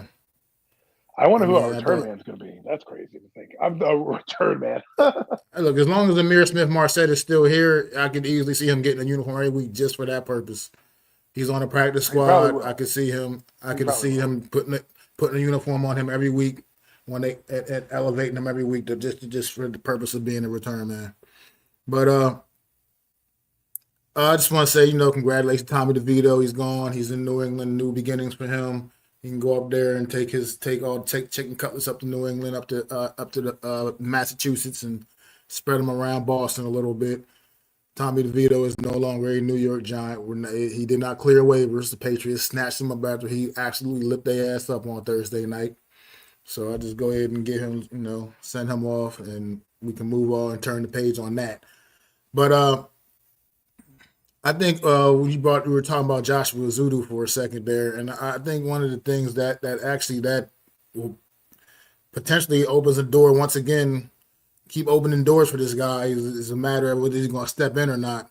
Is Evan Neal once again? Now he's like that's less competition for him there. Once again, a guy that now is going to even be they're going to depend on even more in case somebody goes down on that O line and the interior. One of the guards go down. They're going to be looking at Evan Neal once again as far as Joshua Zudu right now. It's not going to be an option. So I just think once again, well, this guy will he ever just take advantage of opportunities this team keeps trying to give him? Man, I don't know. It's a guy to keep an eye on. Jalen Hyatt is another guy. Like I said, just see what this dude, man. Like, look, because at this point, I'm starting to get a little bit exasperated with some of these guys, man. Look, if you're not going to step up, do the things he needs you to do. Look, I don't know what's going on. Jay Ferries in the chat. How you doing, man? But so as far as what you were talking about with the defense earlier, I think my main concern with the defense is the run defense for sure. I think that's the one thing that really stands out to me as something that could be problematic. But I think with the pass rush, I still just feel confident that this pass rush is going to be ferocious for the most part, and I think that's going to end up really, really, truly helping out and aiding the back end of this defense. Where you might have some deficiencies like with Tay Banks. If Tay Banks continues to have some struggles that he's been having, I mean, I just think that the pass rush up front can really help benefit that and really mask some of those deficiencies. That's just how I feel about that. I just think no matter how you slice it, this is because even what you said with the three edge with the linebacker situation, I think you got to when you talk about the Giants pass rush, you got to include Dexter Lawrence in the mix there. I mean, he's ferocious from the interior as well, so that adds to that New York Giant pass rush. So I feel like really mostly if they can get that run defense in check and just get it under control, don't let teams just absolutely just gash them week in and week out. I feel like this defense could really, really, really be a strong unit, man. I just think it's just too much talent up front over there, man. And if Bobby Okereke can bounce back, I like what Micah McFadden brings to the table as well. I just feel like we got some. It could be pretty interesting on defense for the New York Giants. That's what concerned me is the linebackers because apparently Okereke and a few guys got sucked up in the run game, right, when they're trying to stop them because now you're selling out for the run because they know your weakness is the run. That guys get caught up in the wash, and that's what happened with Michael McFadden this preseason. That's what happened last year. So I'm a little concerned now that you keep harping on it. That if I'm a coach and I'm sitting down with my adult beverage and I'm going through my plays in my head and weaknesses, and maybe a cigar with something laced nice in it, boom. And I'm sitting there, I'm thinking out on my porch a week before the game, like how can I exploit this cheat? Well, I know what I'm going to do because if the Giants can suck up the run and sell out because that's what they're going to do, right? They were not a good run team. And regardless of the pass rush, it's not an advantage to you to just rush four guys, right, against the run. You have to, eventually you're going to be outmanned if you don't bring something. So my concern will be is Michael McFadden still has the same problem that he has in preseason where he kind of gets caught in the wash. And if that happens, and this defense can't stop the run, we're going to be pretty upset because I've seen pass rushes like last year. People forget last year the Giants pass rush was one of the best in the league. They were leading the league in sacks at one point. What fell apart was they couldn't hold leads because their offense was inept, and then they couldn't get turnovers and they couldn't stop the run. So the two things that need to happen for this defense, for me to be good, is you need them to get pass rush. I mean, you need to run, you need to get turnovers. Because I don't know how good this offense is going to be, but I definitely know this defense needs to be the focal point. And sometimes when you put that much pressure on a team, you could get gashed. And it's not because, again, it's not going to be because Kayvon Tulio sucks. It's going to be because he's lined up outside the tackle and he's rushing the passer on the outside, or he gets caught up inside because he doesn't move and he gets caught up in the wash because these guys don't know how to set run lanes, and that's the only thing I'm worried about. And the linebackers aren't. They're great when they're downhill, but if they're getting caught in the wash, and I Right. don't know about Karate, man. I don't know about him, yo. I have my doubts.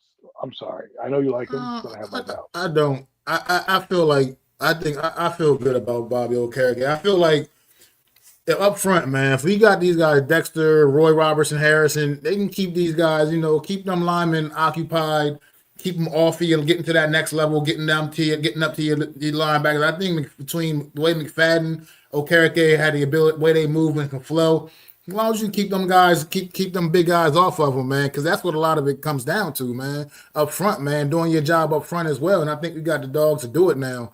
So I feel like that's just going to be a difference, hopefully, in that, and being able to have Bobby Okereke and Michael McFadden be able to flow a little bit better and be able to help combat that. And I just think I feel like this is going to be a big bounce back year for Bobby Okereke. I think last year something was off last year with him. I can't after the season he had a year before in 2023.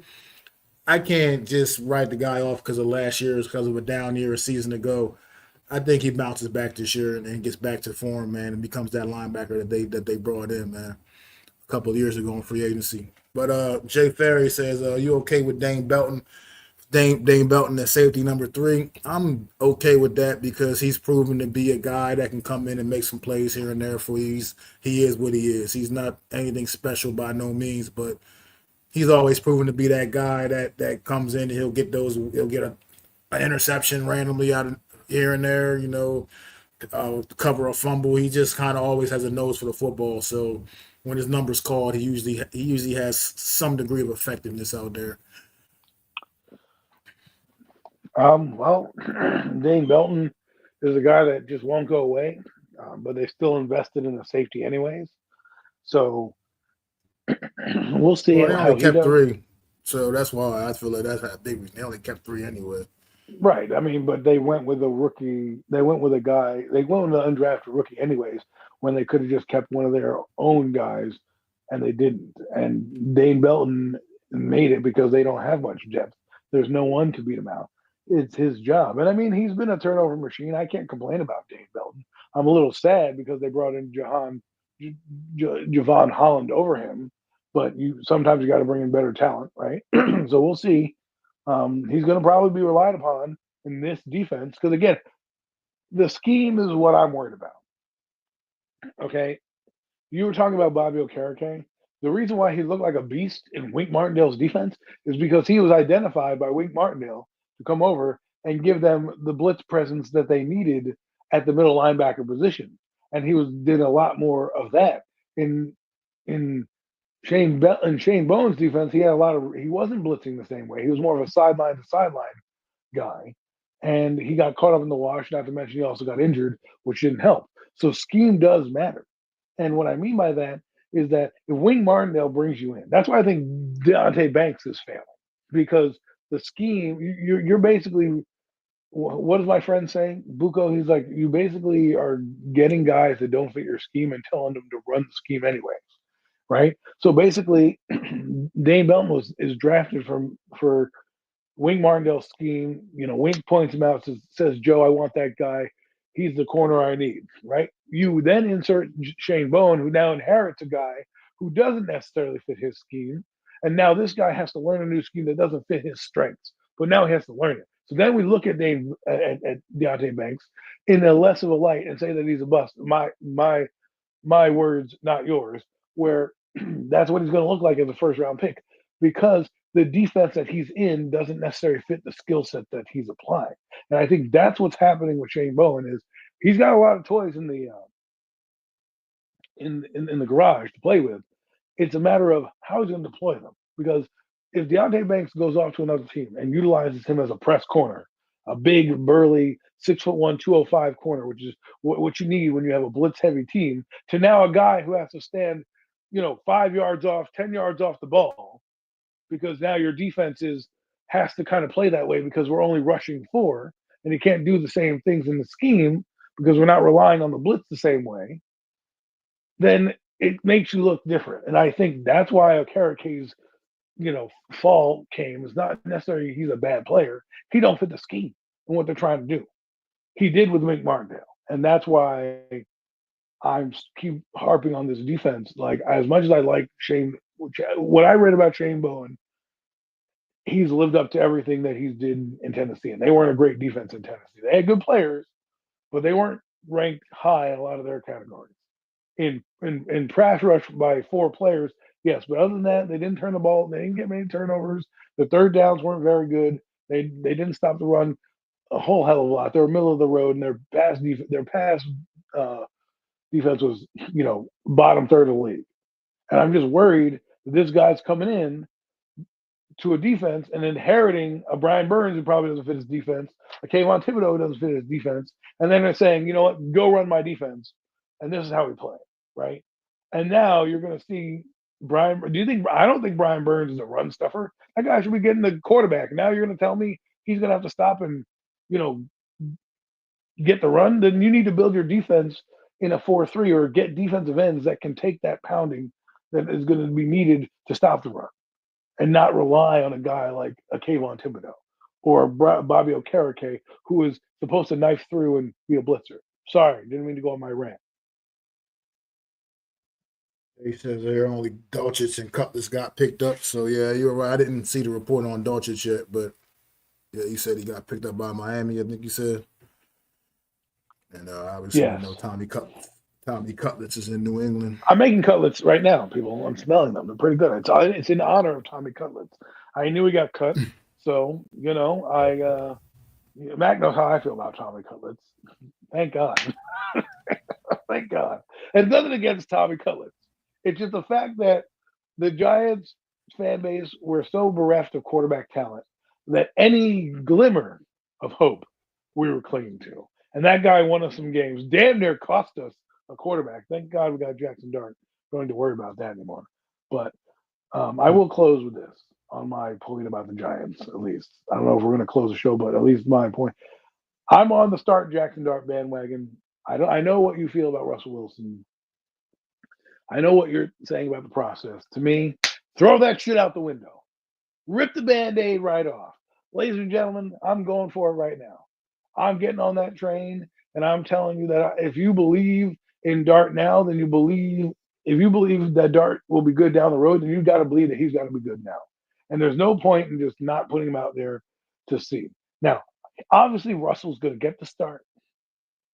But to me, I think you're going to see Jackson Dart play more than you think. Get a couple series in Washington. Watch goal line play. He's going to run an RPO. He's going to run a quarterback sneak. He's going to get integrated like that because he can do that, right? So if he's number 2 on the team and you kept Jameis Winston, who also you had inquiries about, and you kept Winston, tells me already what I need to know. You're keeping him because you want all that knowledge in the room, but he's also under contract, and you know that Dart's going to eventually have to play a role because you can't dress 3 quarterbacks. You just can't. You're not going to be able to. So what are you going to do? Put the kid on the bench? They do dress 3 quarterbacks, but the third one's only an emergency run a quarterback. Right. Well, sorry. I'm sorry, Mac. They do dress 3, but it has to go. Did they do dress 3? Whatever. Who cares? Yeah, because the third one's the emergency. He can only go in case the first 2 go down. Right. He can't So just the point is if Winston is the third quarterback, right? That only tells me what I need to know. And if you're going to put Dart at number 2, well then put him at number 1 because it doesn't really matter at that point to see the grizzled veteran. I know what the Mr. Unlimited can do. I understand what he can do. I need to see a new kid. This season is just about having fun, building your confidence, and seeing if you can strike lightning. If you can't, you might as well get your reps in now and get this kid started. And that's basically my argument for it because I've seen enough to know where I feel they're not going to ruin him. I think people have PTSD from Daniel Jones and that experience, and that's why they don't want to see him start more so than actual facts. Because when you look at it, and I went over this with another person I was having a conversation with, I was like, yo, what about Kansas City? What about Green Bay? What about, Green Bay in 08 and all this and that and the other thing? And they're like, you realize that Kansas City was a playoff team, and they lost the wild card game the year before. They knew they were going to be good, and they brought their heir apparent, knowing that they were still a good team. So they had the luxury to sit this kid. So did Brett Favre and Aaron Rodgers.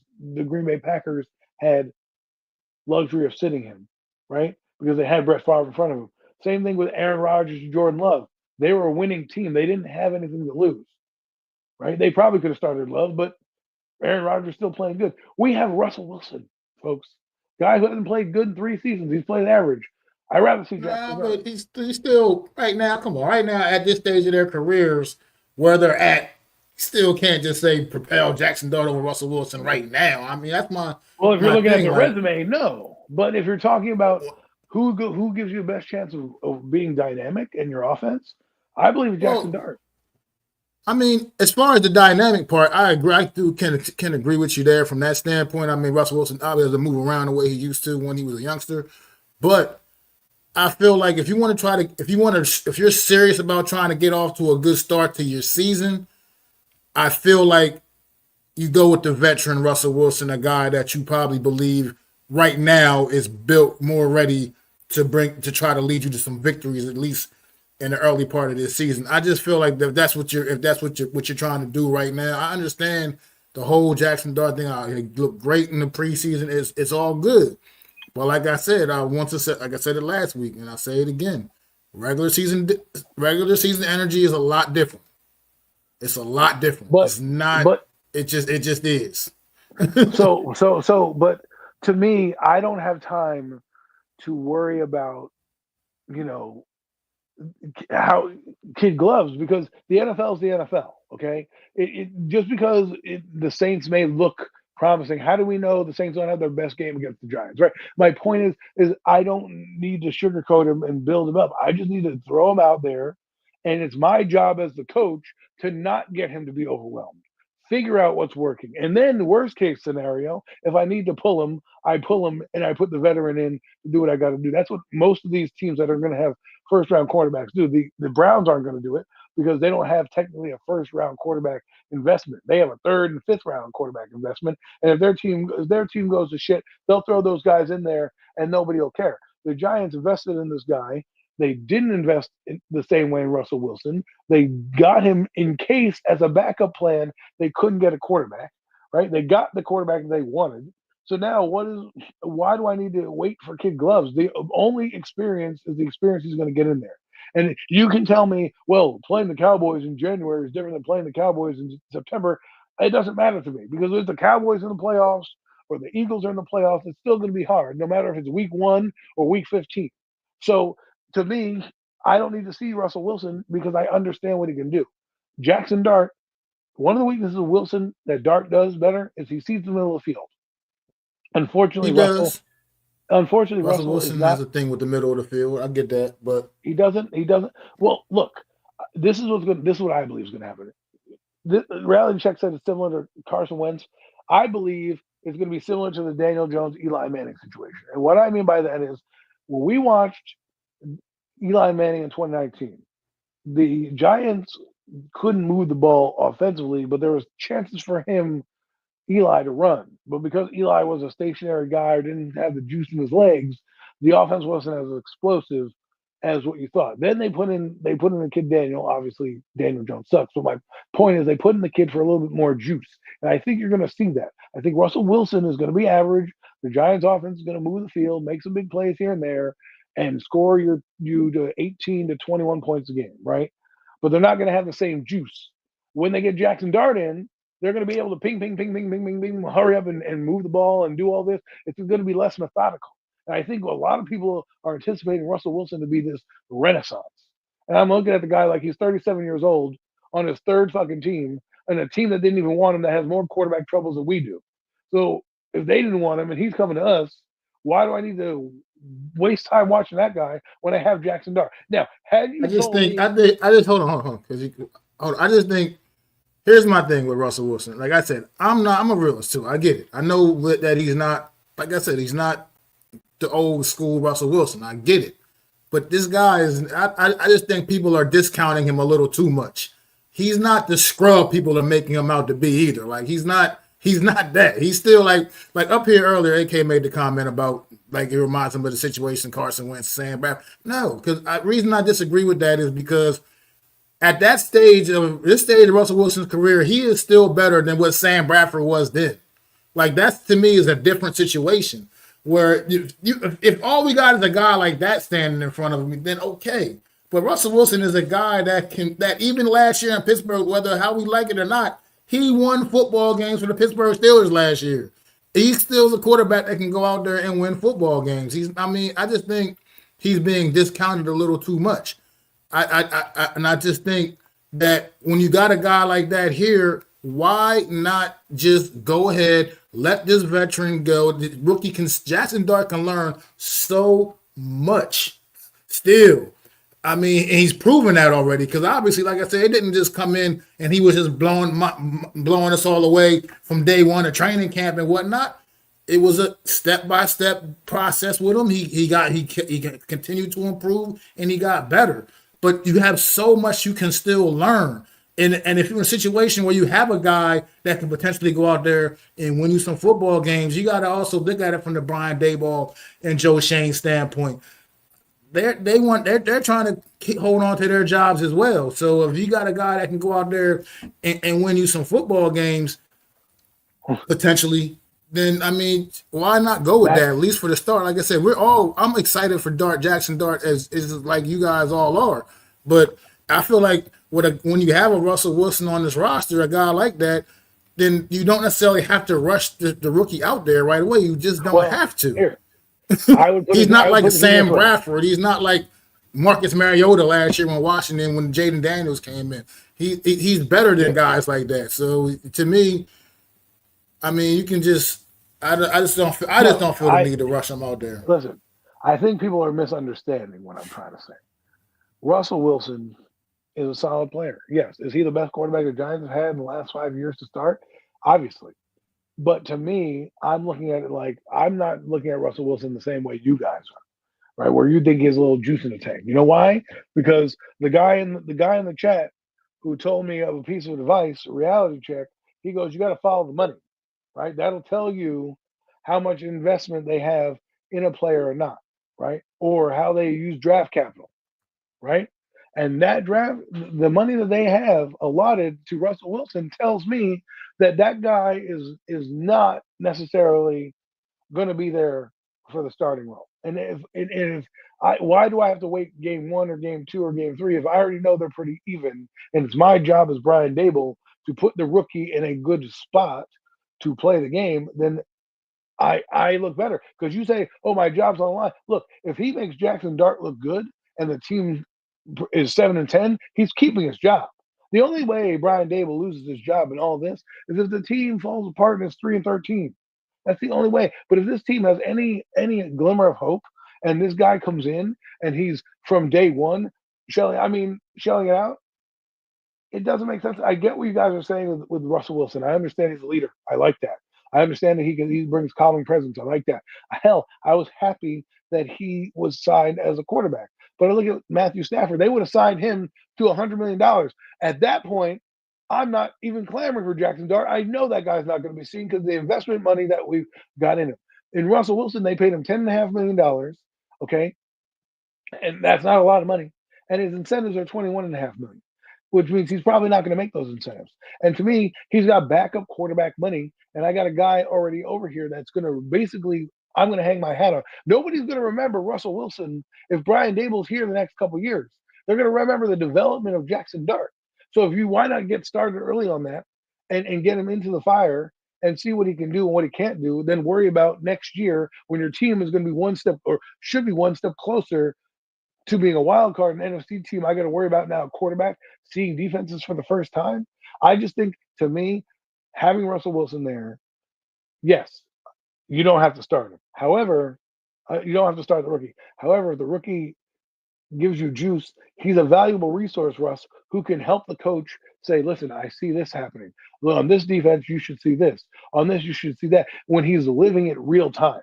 Because I don't know about you, but I learn things more hands-on. So to sit me down for a year and just learn. Sure, I learn, but then what's going to happen when the way that you're teaching me doesn't happen in reality? Because the way that I'm looking at things is not going to always happen in the game, and someone's experience is different than your experience, and you can only get that through learning and sharing.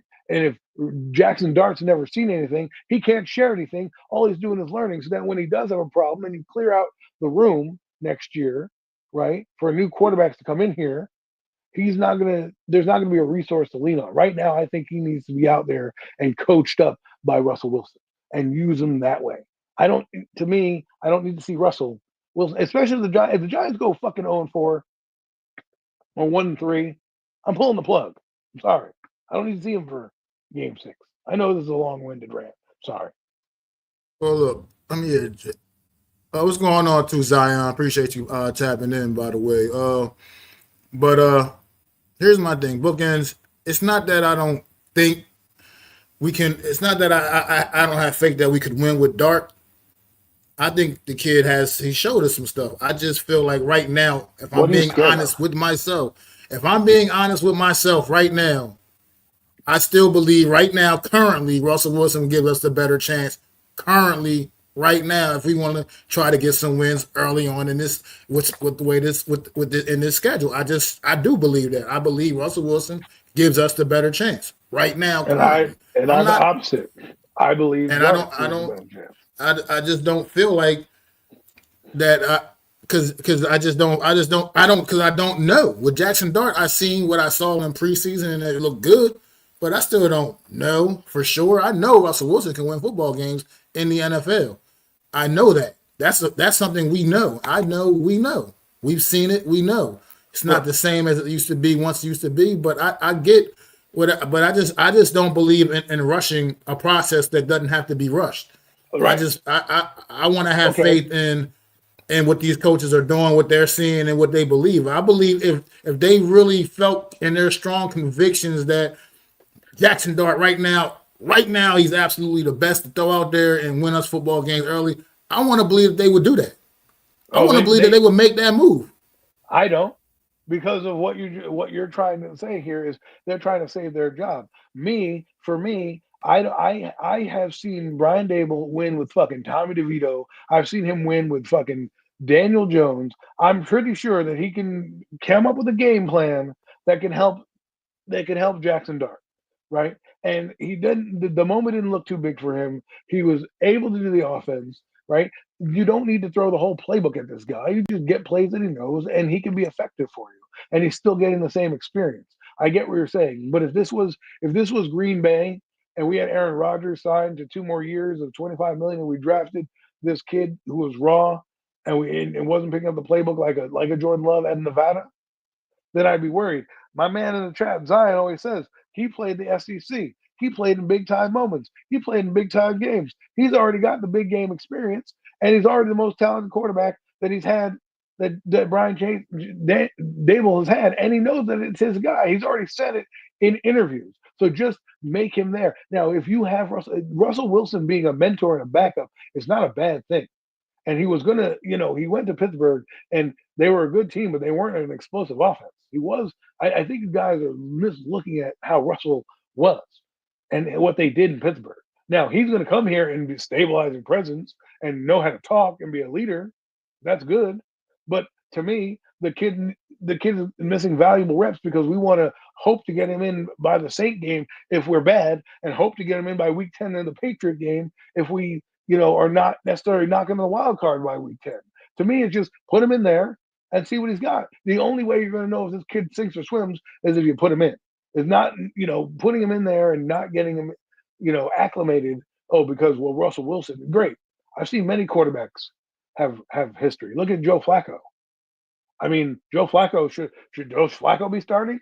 And if we were the Cleveland Browns and we had that same situation where we drafted a 3rd round quarterback, I'd be all for it. I'd be like, you know what, start Joe Flacco. Let the 3rd round pick or 2nd round pick develop. Like if we had Jalen Milroe, I'd be all about Russell Wilson starting.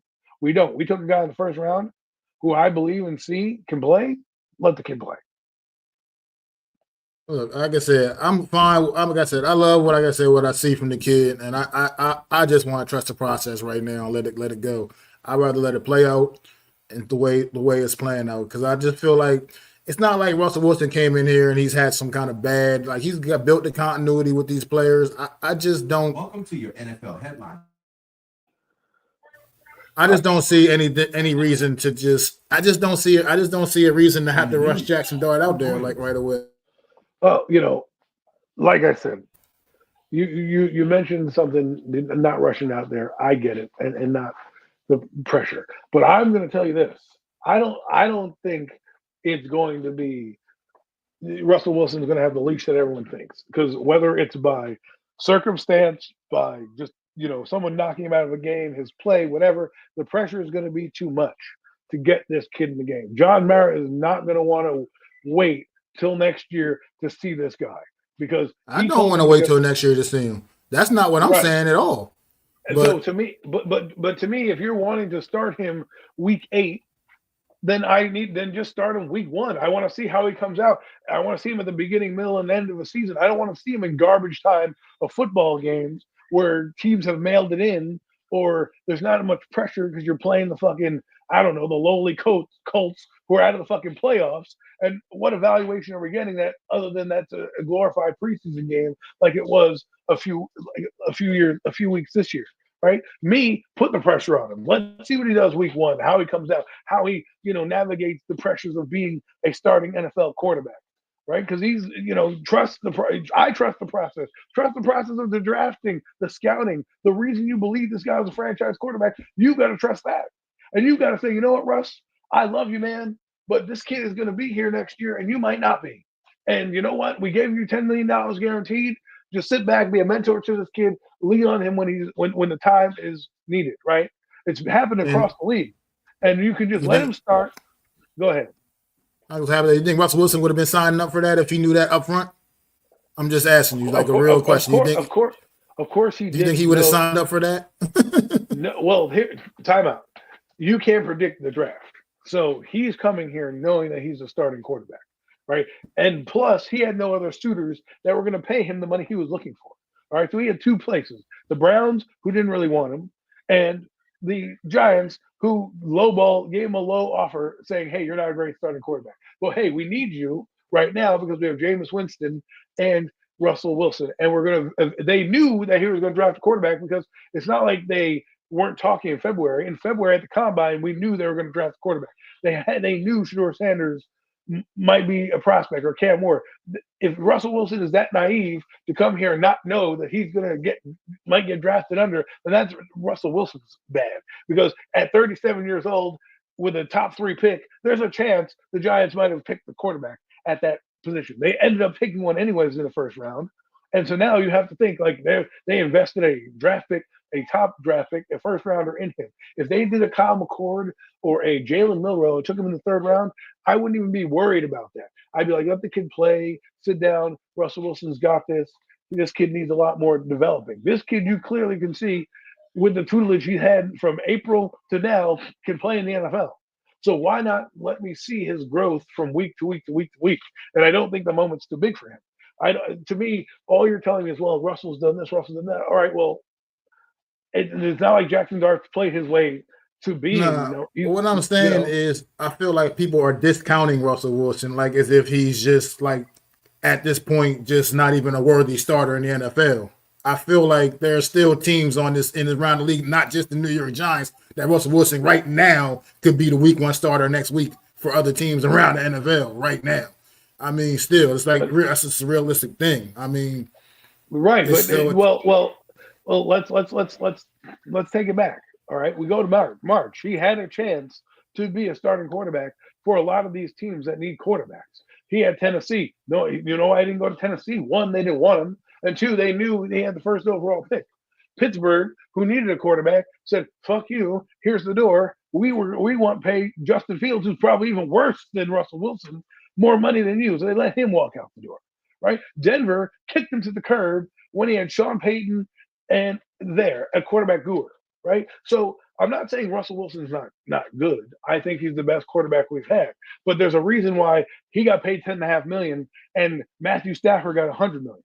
Right? There's a difference in the 2 expectation levels of quarterbacks who are damn near the same age in reality.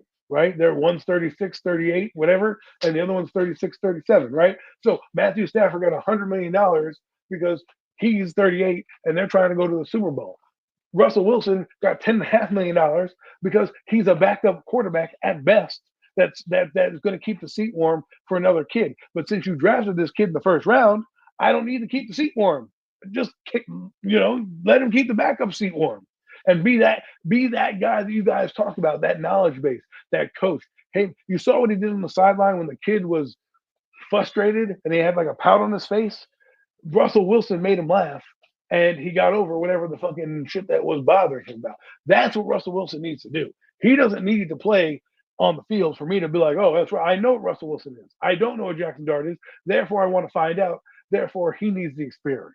Russell Wilson is on a decline. As much as we want to love him, he's on the decline. It's okay to say that. And I'm not saying he's not. I'm saying that he is still a competent starting quarterback in the NFL. I don't think he's like what you just said. He's a backup at best. I don't agree with that statement at all. There's teams around this league right now that if he was on those teams, he would be the starting quarterback week 1 next week. There's other teams on in this league. It's not just. I'm not saying that because I'm trying to. Hope Russell Wilson is. I'm saying because that's what he is. He's still a competent starting quarterback. He's not the greatest anymore by no means. He's not a Joe top Flacco's 10 guy. Starting quarterback right now. By no means. But I think if Russell Wilson was in Cleveland, Russell Wilson would be starting over Joe Flacco more likely than not. Listen, right? That's just the truth. Let me ask you this question: Who's better quarterback, Daniel Jones or Russell Wilson? Russell Wilson. So who will also be starting in Indianapolis. Why is it that Daniel Jones is getting $14 million and Russell Wilson's getting $10.5 million? Like, the money is what the money is. Like, he got backup quarterback money, and it's not like I'm not like relying on him to win me a lot. Like with Russell Wilson, I still think we're winning 6 or 7 games. We'll be competent on offense, but it's not like I'm like, oh yeah, I signed Russell Wilson and here we go, or away we go. No, I know what he's going to bring. I like Russell Wilson. It's not an indictment on Russell Wilson. This is me telling you that the youth movement needs to start, and I don't need to sit here and wait till week 6 or week 7 if we're out of the playoff race. You'll know. You'll know by probably week 3. Week 4, if this offense isn't doing what it's supposed to be doing, then I don't want to sit here and wait and say and hope. I know what Jackson Dart was doing in limited reps. I feel that Brian Daboll, even though I don't like him as a head coach, understands how to make a young quarterback not get overwhelmed. Because look what he did with a shitty Daniel Jones. Look what he did with a shitty Tommy DeVito and those guys. And he was able to get them to be functional. So I understand what you're saying in terms of winning games, but to me, I understand that to me, Brian Daboll is not about winning games. It's about if this quarterback is good. Because if he's not good in 2026 under your tutelage, it's not going to matter anyways. You're going to be fired anyways. But if he progresses this season and he looks good from week 1 to week 17, all of a sudden, regardless of the record, Brian Daboll's getting another year. What's going on, too, though, man? Thanks for popping in, man. Appreciate you. We about to wrap up soon, but just been talking to NFC East talk, man, like we do every week, me and Adam, man. But yeah, I don't know. Like I said, we're clearly not going to completely come to terms, agree on this, but it's cool. I love it. I love the dynamic. I love that we have different opinions on this. It makes it more interesting, man. But I don't know. Like I said, we'll see what happens. Like I said, I want to see. I want to see Jackson Dart at some point. I just don't feel a need to see him right away. We waited 6 years. When you got somebody competent right now that can get things started, get the ball rolling, and who knows? Let's go down a hypothetical road again and see what if Russell Wilson does catch lightning in the bottle and he makes a little statement for himself to let the league know that look, I can still do this, and he ain't going to be part of the Giants. It's not going to make him be part of the Giants any longer. But at the same time, I mean, just even for himself personally, I mean, none of us really know any of this right now. Who knows the situation is truly behind the scenes in Pittsburgh, Denver, the last few years of his career where things have seemed like they kind of went off the rails a little bit. I mean, even that last year in Seattle wasn't that great, honestly, if I'm being honest. But still, it's just to me, I just feel like when you got a situation like we have, it's just not a need to throw this kid out there when he may not still truly be quite ready and just say take the lumps and go through the learning process that way. I mean, look, Well, I hear what you're saying. I'm a practical learner too. I like to learn by doing things too. That's how I learn better too, by actually doing it as opposed to just sitting around watching somebody. But look, I think we put ourselves in a situation that we don't have to put the kid out there right away. I think they knew that they wanted to acquire a quarterback in the draft. Even when they signed Russell Wilson, they still knew that they wanted to do and had an idea what they wanted to do for sure. And what obviously they didn't know they were going to be able to pull it off, and they did at the end of the day. But you still got a vet like that in here. plans change. I just don't see the need for it. Look, plans change. You heard stuff and you don't think that you can get him up to speed. He's come in and he's done a better job than you've expected. So now it's time to give him more, not less, right? To me, you're giving him less and then trying to give him more. Where you're like, oh we'll wait till week 4. Oh, but the team's doing well. We'll wait till week 7. Like, just put him in the game. Put him in the game. Now, if this were a different situation where the Giants were a playoff team, I might not be as, like when the Kansas City Chiefs did to Alex Smith. I probably am not a Chiefs fan saying, hey, put the number 12 pick in the draft in already. However, when you saw him play and they knew he was good, they only did that because they had a team that was ready-made for playoffs and trying to make a Super Bowl run. So they were going to do that real quick. I know that Russell Wilson is not getting any better. I know that he's not going to – the lightning in the bottle that you think he's going to catch, I don't think is this offense for him. I don't know that for sure. I can't say that because when you got a dynamic receiver like Malik Neighbors that go out there and utilize – something Russell Wilson can do great, which is get that deep ball down the field. I mean, who knows what can really happen, honestly, until we actually see it play out on the field. So that's what I'm saying. Let it play out on the field and then go from there and then figure it out and then go from there and make decisions as you got to make them. But right now, I think the best decision is to do what they're doing right now. I feel strongly about that they're making the best decision right now, for right now. In Pittsburgh, right, George Pickens had 3 touchdowns with Russell Wilson. Okay, what I'm saying to you is that their offense was very conservative. He fits their offense. He's a conservative quarterback that's going to be. You're going to predominantly be run heavy. You're going to rely on the run game. You're going to rely on the play action deep ball. Blah blah blah. Dart gives you the element of a scramble for a big gain, a RPO play action. But he gives you more on your offense that Russell Wilson's limitedness right now doesn't give you. Can he be a starting quarterback? Obviously, a low-end starter. That's what he is, a very, very low-end starter, high-end backup, because he's going to the Hall of Fame. He's like Joe Flacco to me right now. He's going to get 1-year deals until, he decides he doesn't want to play anymore. All right. Now, if Russell Wilson has this renaissance that you think, which I don't believe they're going to give him $11 million. I didn't say I think that. I'm just saying it could happen. I didn't say I thought it necessarily was going to happen. I said it could happen. Either way, you put that scenario out there that if he does well, the thing is, if he does well, then why am I a Giant? If we run the table, make the Super Bowl, then why am I going to now get rid of Russell, right? For Jackson Dart. You see what I'm saying? Like, at this point, if you believe that this guy was going to be it and the Giants believe they were going to be a Super Bowl contender, right, then you pay Matthew Stafford any amount of money that he wants. And maybe they did. But that, to me, showed me more than getting Russell Wilson. Now, I liked the Russell Wilson move. I still like it to this day. All I'm saying right now is judging by the value of a quarterback picked in the first round, as opposed to like a Jalen Milroe picked in the 3rd round, where Milroe has a lot of talent, but he's very raw, and I don't think that I want to put him out there. I have Russell Wilson to take that, and Dylan Gabriel, same way. I have all that, to take that, and that guy can do it.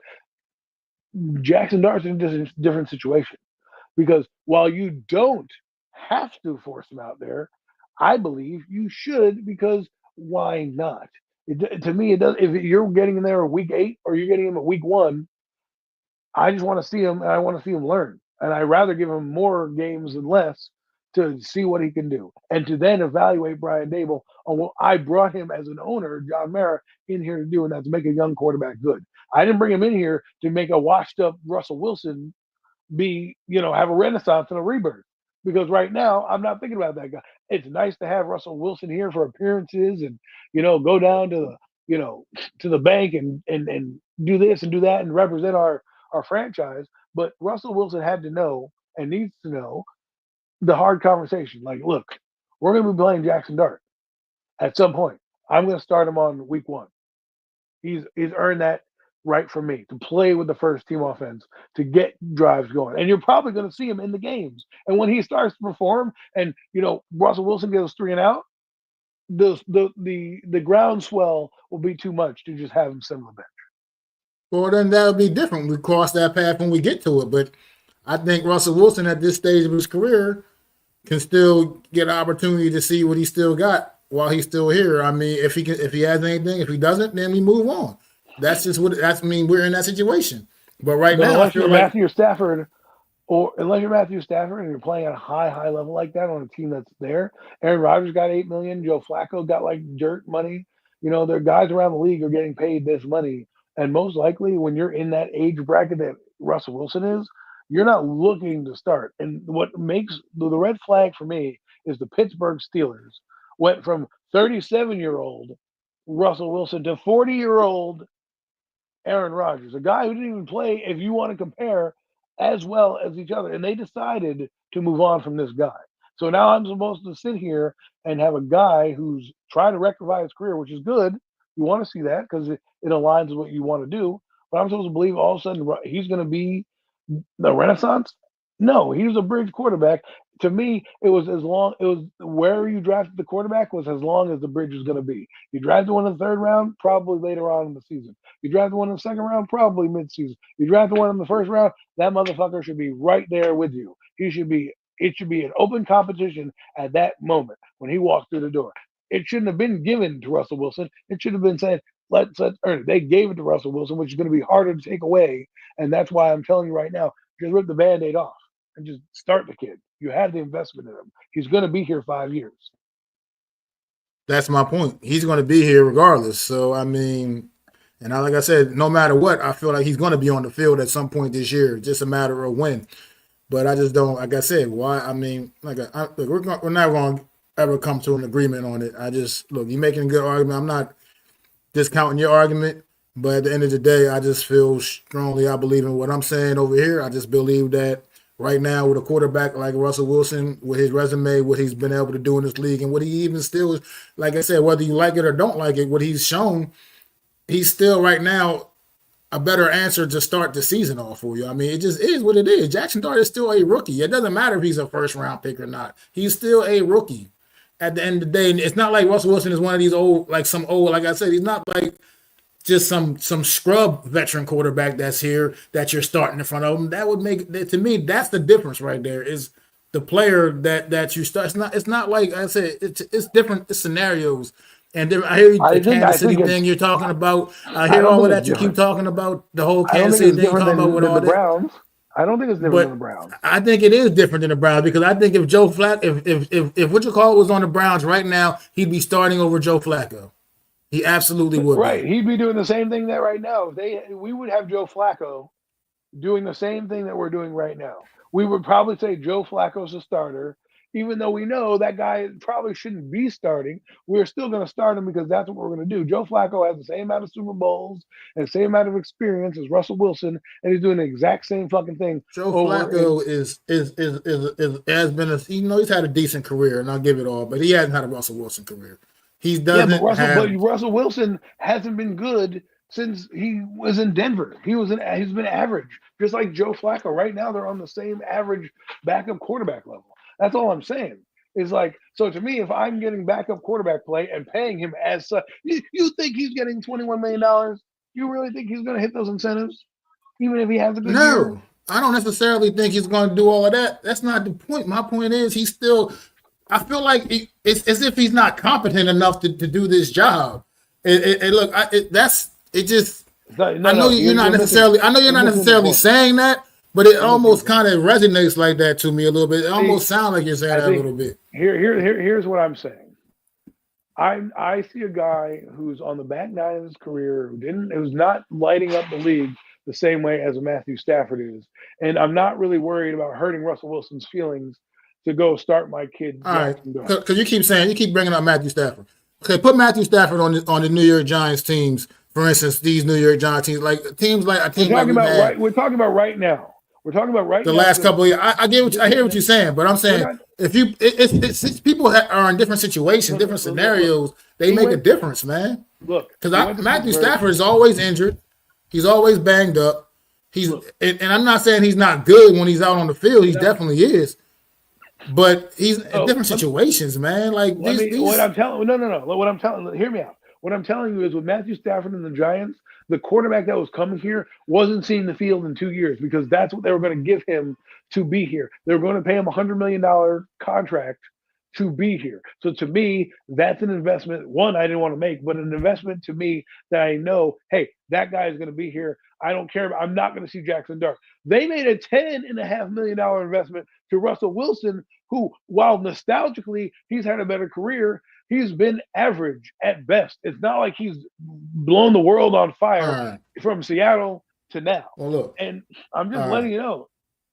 We got to wrap this up because we've been on here over 2 hours now. We've been talking about the New York Giants for the last hour, and we're talking about this quarterback situation for the last like half an hour, and we got to get ready to wrap this up because I got to go to work tonight. But look, we're not, like I said, we're just clearly not going to agree on here. I just think we see it differently, and that's fine. It's good. I mean, like I said, we're not going to necessarily always see things the same way, but I don't agree with that bookends at all. Honestly, Flacco falls off a cliff. He has a couple of good games here and there. He's put together a few good games here and there, and he falls off a cliff. That's what he's been doing the last few years, in my opinion. But so I just think I just like I said, I feel like where these guys are at in their career, Russell Wilson is the guy that to me should be the starter, and that's just how it's ended right now. At least for the beginning, and right now at least to start the season. He's not like a guy that you got a guy like that on the roster. It's like, okay, we're going to start our rookie, and we got Russell Wilson here. I mean, look, I know he's not that same dude, but it just is. He's not like some throwaway guy either that you like. Oh, we got Russell Wilson, but we're going to start a rookie. I don't see Russell Wilson being that guy, being to the point of that deteriorated to that point either, where we're going to just start a rookie over him. I just don't see it. But that's going to be it for today, man. You got any final thoughts on just anything else in general, Adam, before we wrap up?